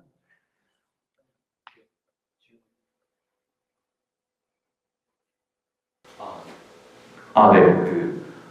아까 웹익스 예. 네네 그런 계열의 이걸 소프트웨어라고 해야 되는지 프레임워크라고 해야 되는지 잘 모르겠는데 그런 계열의 그 개념을 정확하게 뭐라고 하는지 좀 알면 여러 가지 제품들 좀 비교해 볼 수 있을 것 같아서 여기서는 뭐 위젯 라이브러리 뭐 이렇게 얘기를 하는 것 같아요. 얘네가 설명하기로는. 근데 아마 로우코드 쪽 아마 그렇게 근데 검색을 잘 나오진 않아요. 저도 이제 찾아보긴 하는데 근데 얘네가 그렇게 메이저한 건 아니고 제가 플러터가 얘기 드렸잖아요.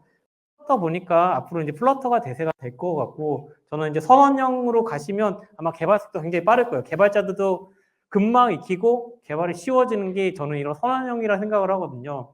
복잡하게 뭔가 뭐 함수 넣어가지고 이렇게 추가하는 게 아니라 그냥 뭐 딕셔너리에 내가 원하는 거 때려 박으면 그냥 구현되는 거. 눈에 보기에도 딱 그렇게 되는 그 시스템이 지금 플러터고 구글이 그렇게 이제 지원이 된다 그러면 저는 그냥 그쪽으로 가시는 게 좋을 것 같아요. 왜냐하면 안드로이드, 아이폰 그냥 네이티브한 그 시스템 써가지고 지금 앱 되는 걸로 저는 알고 있거든요. 아직 뭐 부족한 면이 있을 수도 있는데 그쪽으로 아마 구글은 계속 자기네가 그걸 쓰면서 갈 거기 때문에 저는 갈 거라면 플러터 쪽으로 이제 가보시고 결국에는 뭐 프론트엔드, 리액트, 뭐 뷰 이런 거 다 쓰지만 결국에는 HTML, CSS를 내가 편하게 꾸며주는 역할이기 때문에 그냥 뭐 어떤 거 쓰셔도 저는 뭐 상관은 없는데 다만 처음에 할 때 너무 힘드니까 아까 얘기했던 뭐 제가 부트스트랩 얘기 드렸잖아요.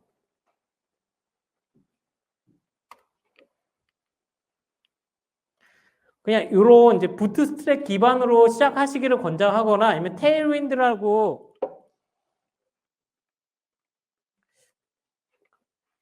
이 두 가지를 추천드려요. 근데 요즘은 이제 부트스트랩보다 이제 테일윈드 CSS를 더 추천을 드리긴 하는데 일단 뭐 이런 두 가지 구성 요소들이 뭐냐면 미리 만들어 놓은 컴포넌트 폼이 있어요. 그러면 클래스에다가 그 이름만 넣으면 걔 모양이 그렇게 바뀌어요. 뭐 칼라, 뭐 레드 하면 빨간색으로 되고 뭐 이런 식으로 이제 정해놓은 문구들을 넣으면 바로 이제 모양이 이렇게 이제 만들어진 형태로 이제 가기 때문에 요 이제 테일윈드 아니면 이제 부트스트랩 초반으로 그냥 처음부터 디자인 없이 시작하신다 그러면 그냥 부트스트랩에 요런 이제 테마 내가 적당한 거 가장 인기 있는 거 구매하시면 그냥 여기서부터 시작을 하는 거예요. 그냥 그리고 내가 테마 모양 바꾸겠다 그러면 얘네가 몇 가지 이제 옵션을 주면서 바꿀 수가 있어요. 여기 보시는 것처럼 M 레이아웃으로 누르면 뭐 이제 M 모양으로 아마 바뀌긴 할 거예요. 아마 그게 이제 여기 헤드가 이제 고정되는 형태인 것 같고 뭐 이런 이제 구성 요소들을 맞춰서 바꾸면 모양을 이제 바꾸실 수가 있고요. 기본적으로 이제 이런 GUI에서 많이 사용되는 이런 이제 기능들, 버튼이라든지 이런 것들도 다 이제 이런 다양한 모양으로 쉽게 만들 수 있게 요 예제 보고 내가 그냥 갖다 넣거나 아니면 특정 모양으로 만들기가 굉장히 쉬워지고요. 아까 제가 패널 얘기 드렸잖아요. 요 패널 내에 이제 원하는 구성요를 담거나 이렇게 이제 적고 피는 거, 전체 화면, 뭐 삭제 이런 기능들이 이제 기본적으로 이렇게 들어가서 이렇게 작동이 되면 여러분들이 요거를 아까 선언형으로 이렇게 구성이 가능하다는 거죠. 패널 안에 딕셔너리에 버튼 넣고 버튼 색깔 컬러 뭐 레드 이런 식으로 하면 레드 버튼이 요 패널 안에 이제 들어온 형태가 이제 되는 거고요. 지금 여기 이제 버튼 예여서 그렇긴 한데 여기 좀 이동하는 걸 좀 보여드리면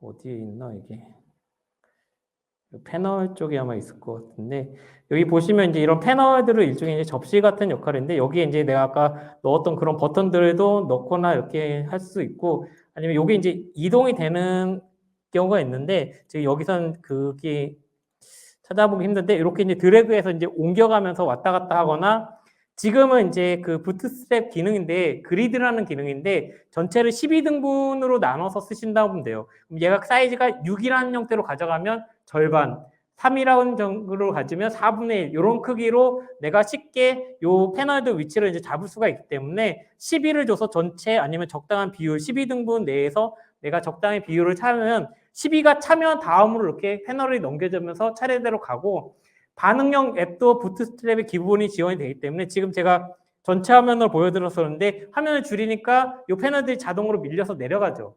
그러니까 우리가 스마트폰이나 태블릿으로 볼 때 이런 부트스트랩이나 이런 라이브러리 기반으로 시작하면 반응형 앱이 쉽게 그냥 내 패널 그냥 차례대로 그냥 내가 배치를 했는데 태블릿으로 바꿔줘 그러면 그냥 반응형 앱으로 태블릿에 보기 좋은 형태로 순서가 바뀌기 때문에 이런 것들을 가지고 시작을 하시라는 거예요. 처음부터 뭐 어렵게 뭔가 시작하시지 마시고 잘 완성되어 있는 거 그냥 이거 비용 $40인가 얼마밖에 안 하거든요.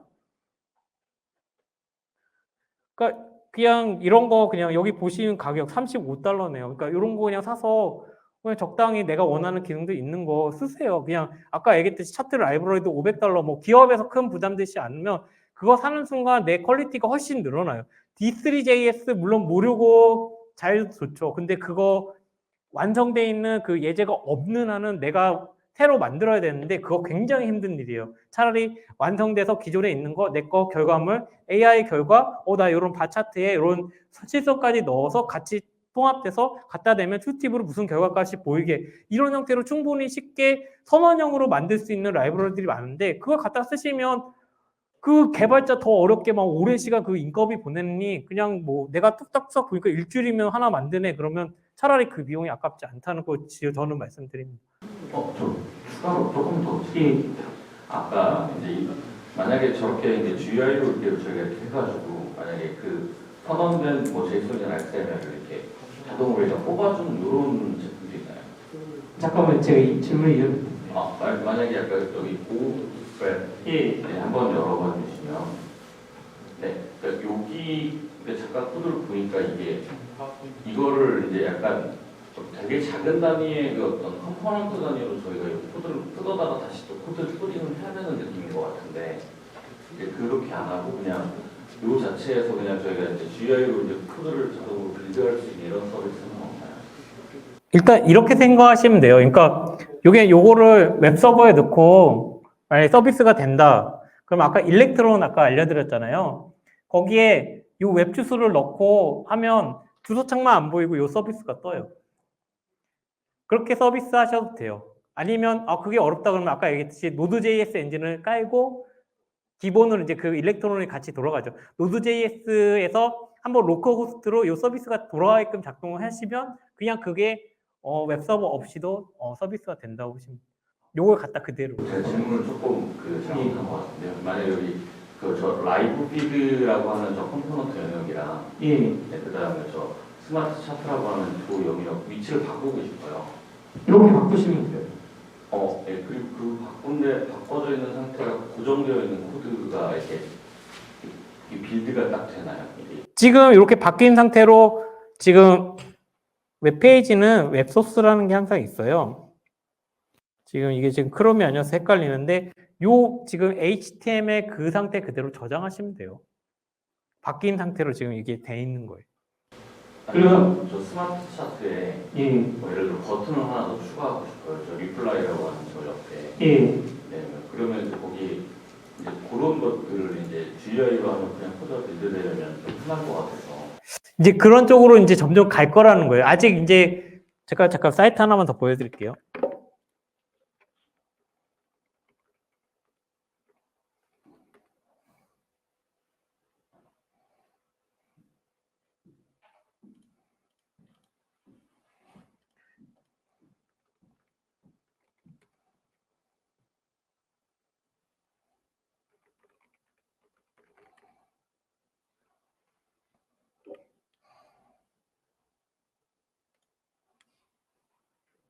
제가 아까 이제 그 홈페이지를 이제 만드는데 워드프레스를 이제 추천드리고 요 아바다라는 이제 테마를 이제 추천을 아까 드렸었는데 보여드린다고 이제 안 보여드리긴 했지만 이제 앞으로 바뀌는 게 6세대 프로그래밍 언어는 사실 아까 이제 비주얼 환경에서 이제 개발이 된다고 그랬잖아요. 여기 제가 에디트 라이브러라는 거를 한번 이제 여기서 제공하는 요 테마가 제공해주는 기능이에요.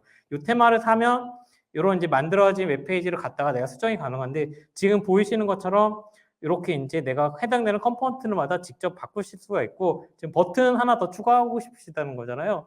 버튼을 뭐 여기 눌러서 이제 버튼이 있어요. 이렇게 이제 버튼 완성된 컴포넌트들이 이렇게 있으면 요걸 이제 버튼을 내가 넣으면 되겠죠. 지금 여기 버튼 텍스트라는 게 보이시죠? 요게 이제 추가가 된 거고 위치라든지 아니면 뭐 여백이라든지 이런 것들 여기 설정하는 부분이 있기 때문에 여백이라든지 아니면 이런 다양한 기능들을 통해서 여기서 제공하는 기능 내에서 이제 그게 가능해지는 거고 아까 제가 그 부트스트랩의 12등분 얘기한 것처럼 이렇게 이제 그 크기를 대충 12등분 내에서 이렇게 원하는 구성 요소를 하게 되면 거기에 맞는 그런 이제 사이즈로 이제 가게 돼요. 그래서 내가 뭐 여기 있는 칼럼이라고 되어 있는 이 칼럼의 크기를 이렇게 이제 바꿔가게 되면 원하는 위치로 잡을 수 있고 뭐 4개를 넣고 싶어 보면 4분의 1, 4분의 1, 4분의 1, 4분의 1 넣으시면 4개가 쭉 되는 거고 얘를 뭐 화면을 줄이면 뭐 반응형으로 뭐 이제 화면이 너무 작다 그러면 이제 내려서 2개, 2개, 1개, 1개 이렇게 보여주는 형태로 자동으로 이제 바뀔 거라는 거죠. 그래서 아까 얘기 드렸던 6세대 프로그램 쪽은 특히 웹 쪽 환경으로 이게 이제 제공된 확률이 굉장히 높을 거고 앞으로 여러분들이 코딩 없이 지금 보이시는 것처럼 그냥 이렇게 클릭하면서 내가 원하는 그 작업을 이제 하는 형태가 이제 갈 거라고 이제 말씀을 드리고요. 그리고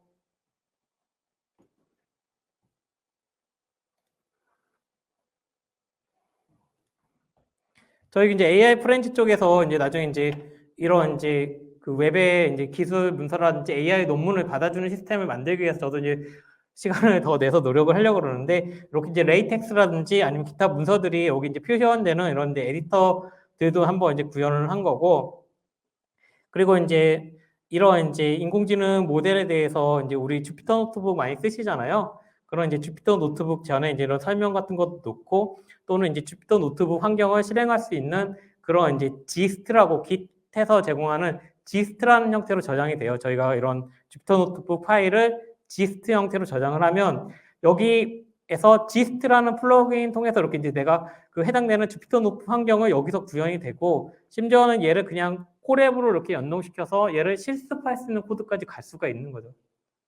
이렇게 실행시킬 수 있는 형태. 자기 로그인하면 이렇게 이제 시스 코드도 이제 작동이 되는 이런 형태가 공유가 되기 때문에 AI 모델을 이제 주피터 노트북 환경 파이썬에서 이렇게 만드신 다음에 웹에 이렇게 공유해 주시고 자기 서버 있으면 글로 보내거나 아니면 구글 콜앱 같은 거 그냥 무료로 사용할 수 있는 것들은 이렇게 쓰시면 굉장히 좋지 않을까 싶습니다.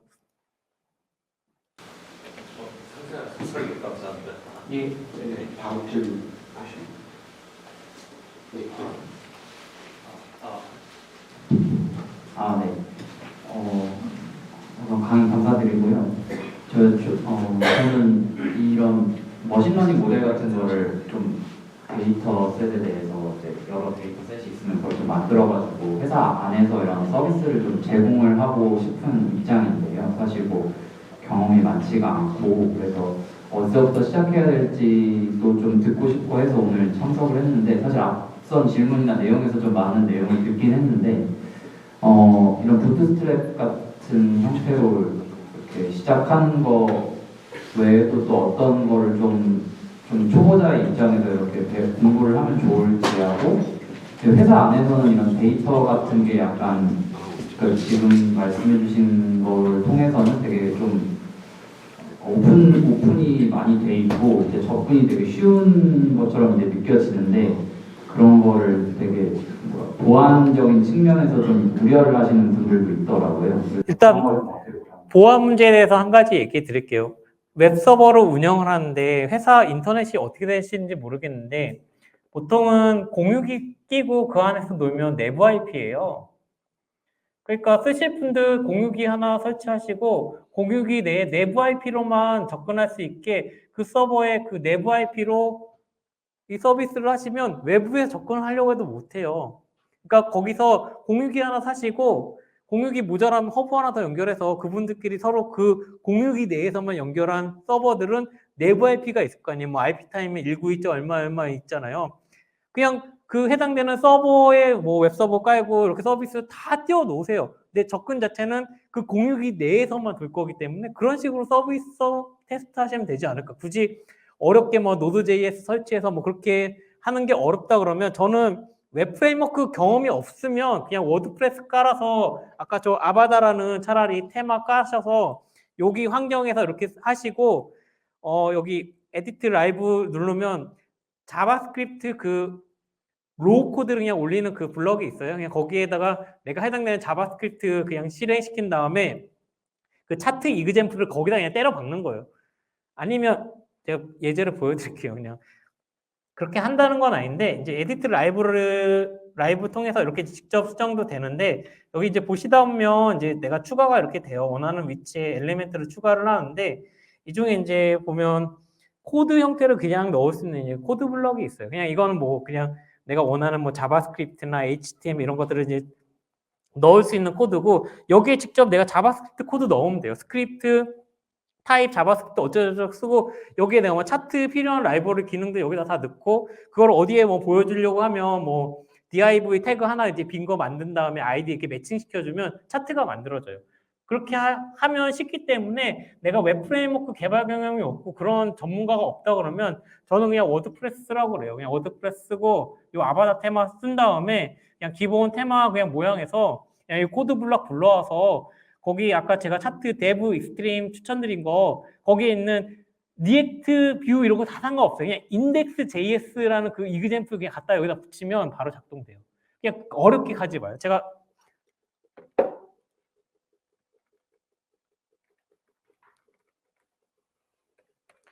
그냥 초보자 입장에서 그렇게 얘기를 드리는 거예요. 진짜 내가 웹 프레임워크 개발자가 없고 그냥 한다 그러면 그냥 워드프레스 쓰시고 워드프레스 설치도 어렵다 그러면 워드프레스닷컴에 그냥 유료로 그냥 그거 호스팅하는 거 사서 쓰시고 테마 사서 그냥 업로드 시켜서 설치하면 돼요. 그냥 다운로드 받으면 거기서 업로드 기능은 다 있기 때문에 그냥 돈 몇 푼 내면 그거 어쨌든 뭐 서비스 운영 같은 거 내가 서버 운영하는 거 필요 없고 워드프레스 설치 자체도 또 어렵지 않기 때문에 혹시 개인적으로 물어보시면 설치 과정이나 아니면 제가 이제 이충희 대표님이나 아니면 AI 프렌즈 통해서 올해 안에는 워드프레스 설치하고 이런 홈페이지 테마 몇 개 소개하고 이런 이제 몇 개 차트라든지 비주얼라이제이션 하는 이제 이그젬플을 이제 더 만들어 갈 건데 처음이고 그런 경험이라면 그냥 워드프레스를 아까 알려드린 테마 포레스트에서 이 아바타 테마 한 $49 이 정도 되거든요. 워드프레스 서버 있으면 설치할 줄 알면은 무료이기 때문에 그 정도 비용으로 요 홈페이지가 완성된다고 보시면 되고요. 지금처럼 이제 이게 내부 스트림으로 만든 차트거든요. 요 차트 만들어지는 과정을 보시면 그냥 어렵지 않아요. 아까 그 제가 코드 블럭 넣은 데다가 요 차트 아까 뭐 제가 선언형으로 아까 있던 부분 있잖아요. 그거 때려 넣고 내가 요 차트 보여주려는 거 위치 그냥 보여주면 거기에 차트가 쭉 떠요.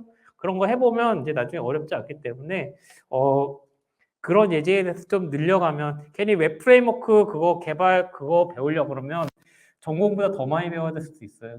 그러니까 그런 고민하지 마시고 그냥 빨리 서비스 되는 거에서 추천을 하시고 서비스 이렇게 됐네? 그러면 데스크탑으로 그냥 요거 웹주소 그냥 띄워서 감춰서 보여주면 되고 핸드폰 앱도 우리 쿠팡 아까 얘기 드렸잖아요. 사실 주소창만 안 보이지 쿠팡 그 m.쿠팡 거기 닷컴 접속한 거거든요. 그냥 그렇게 서비스 해주시면 돼요. 어렵게 하지 마세요. 괜히 핸드폰에 뭐 카메라든지 다른 기능들을 접근해야 되면 플러터라든지 다른 기능을 써야 되긴 하는데 내가 데이터만 그냥 텍스트 데이터 넣고 그냥 결과값만 주는 거라면 그냥 웹 서비스로 해서 끝나기 때문에 거기까지 괜히 뭐 플러터, 리액트 뭐 이런 거 공부하시지 마시고 그냥 차트 라이브러리랑 워드프레스 테마 요거 설치하고 끝내세요. 네, 감사합니다. 네, 저희 질의응답이 정말 굉장히 뜨겁게 되어 있는데 혹시 또 질문이 있으신지요? 네.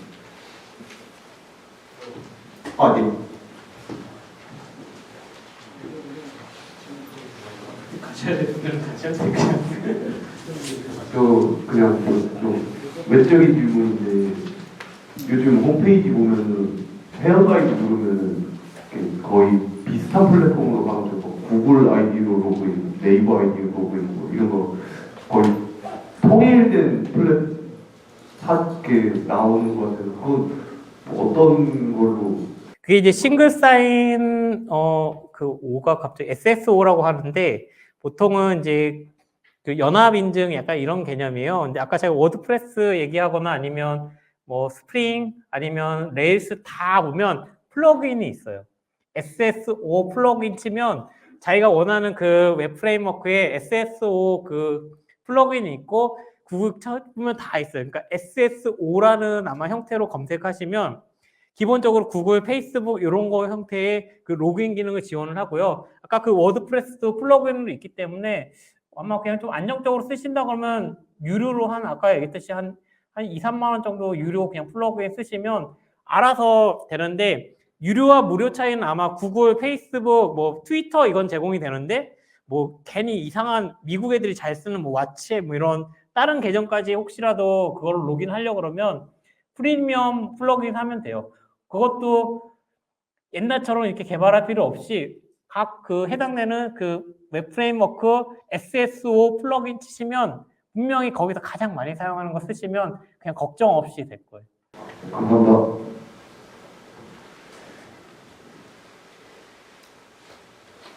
네, 혹시 또 질의까지 있으신가요? 없으신 건. 예, 이상 질문 없으시면 저희 16회 이노플리스 AI 세미나는 종료하도록 하겠습니다. 아까 저한테 그 발표 자료 문의 주신 분이 계셔서 제가 내일 오늘 오신 분들께 이메일로 공유 드릴 예정이고요. 그리고 저희가 기록용으로 지금 요 강의 녹화를 하긴 했는데 저희 추후에 뭐 오디오나 비디오 문제가 없으면 유튜브에 또 업로드 해드릴 예정이니까 다시 보기 해주시면 되실 것 같습니다. 참고로 그 이노폴리스 AI 세미나는 매월 마지막 주 수요일에 진행 예정이고요. 간혹가다 이제 AI 프렌즈 세미나랑 요 세미나랑 약간 혼선이 있으신 것 같은데 저희 똑같이 이제 저희 AI 프렌즈가 주관하고 운영하는 세미나였으니까 AI 프렌즈 세미나든 이노폴리스 AI 세미나든 많이 참석해 주시면 감사드리겠습니다. 저희 그럼 다음 행사 때 뵙도록 하겠습니다. 이상입니다. 네, 표현이 좀 부탁드리겠습니다. 각자가 버려주시면 됩니다.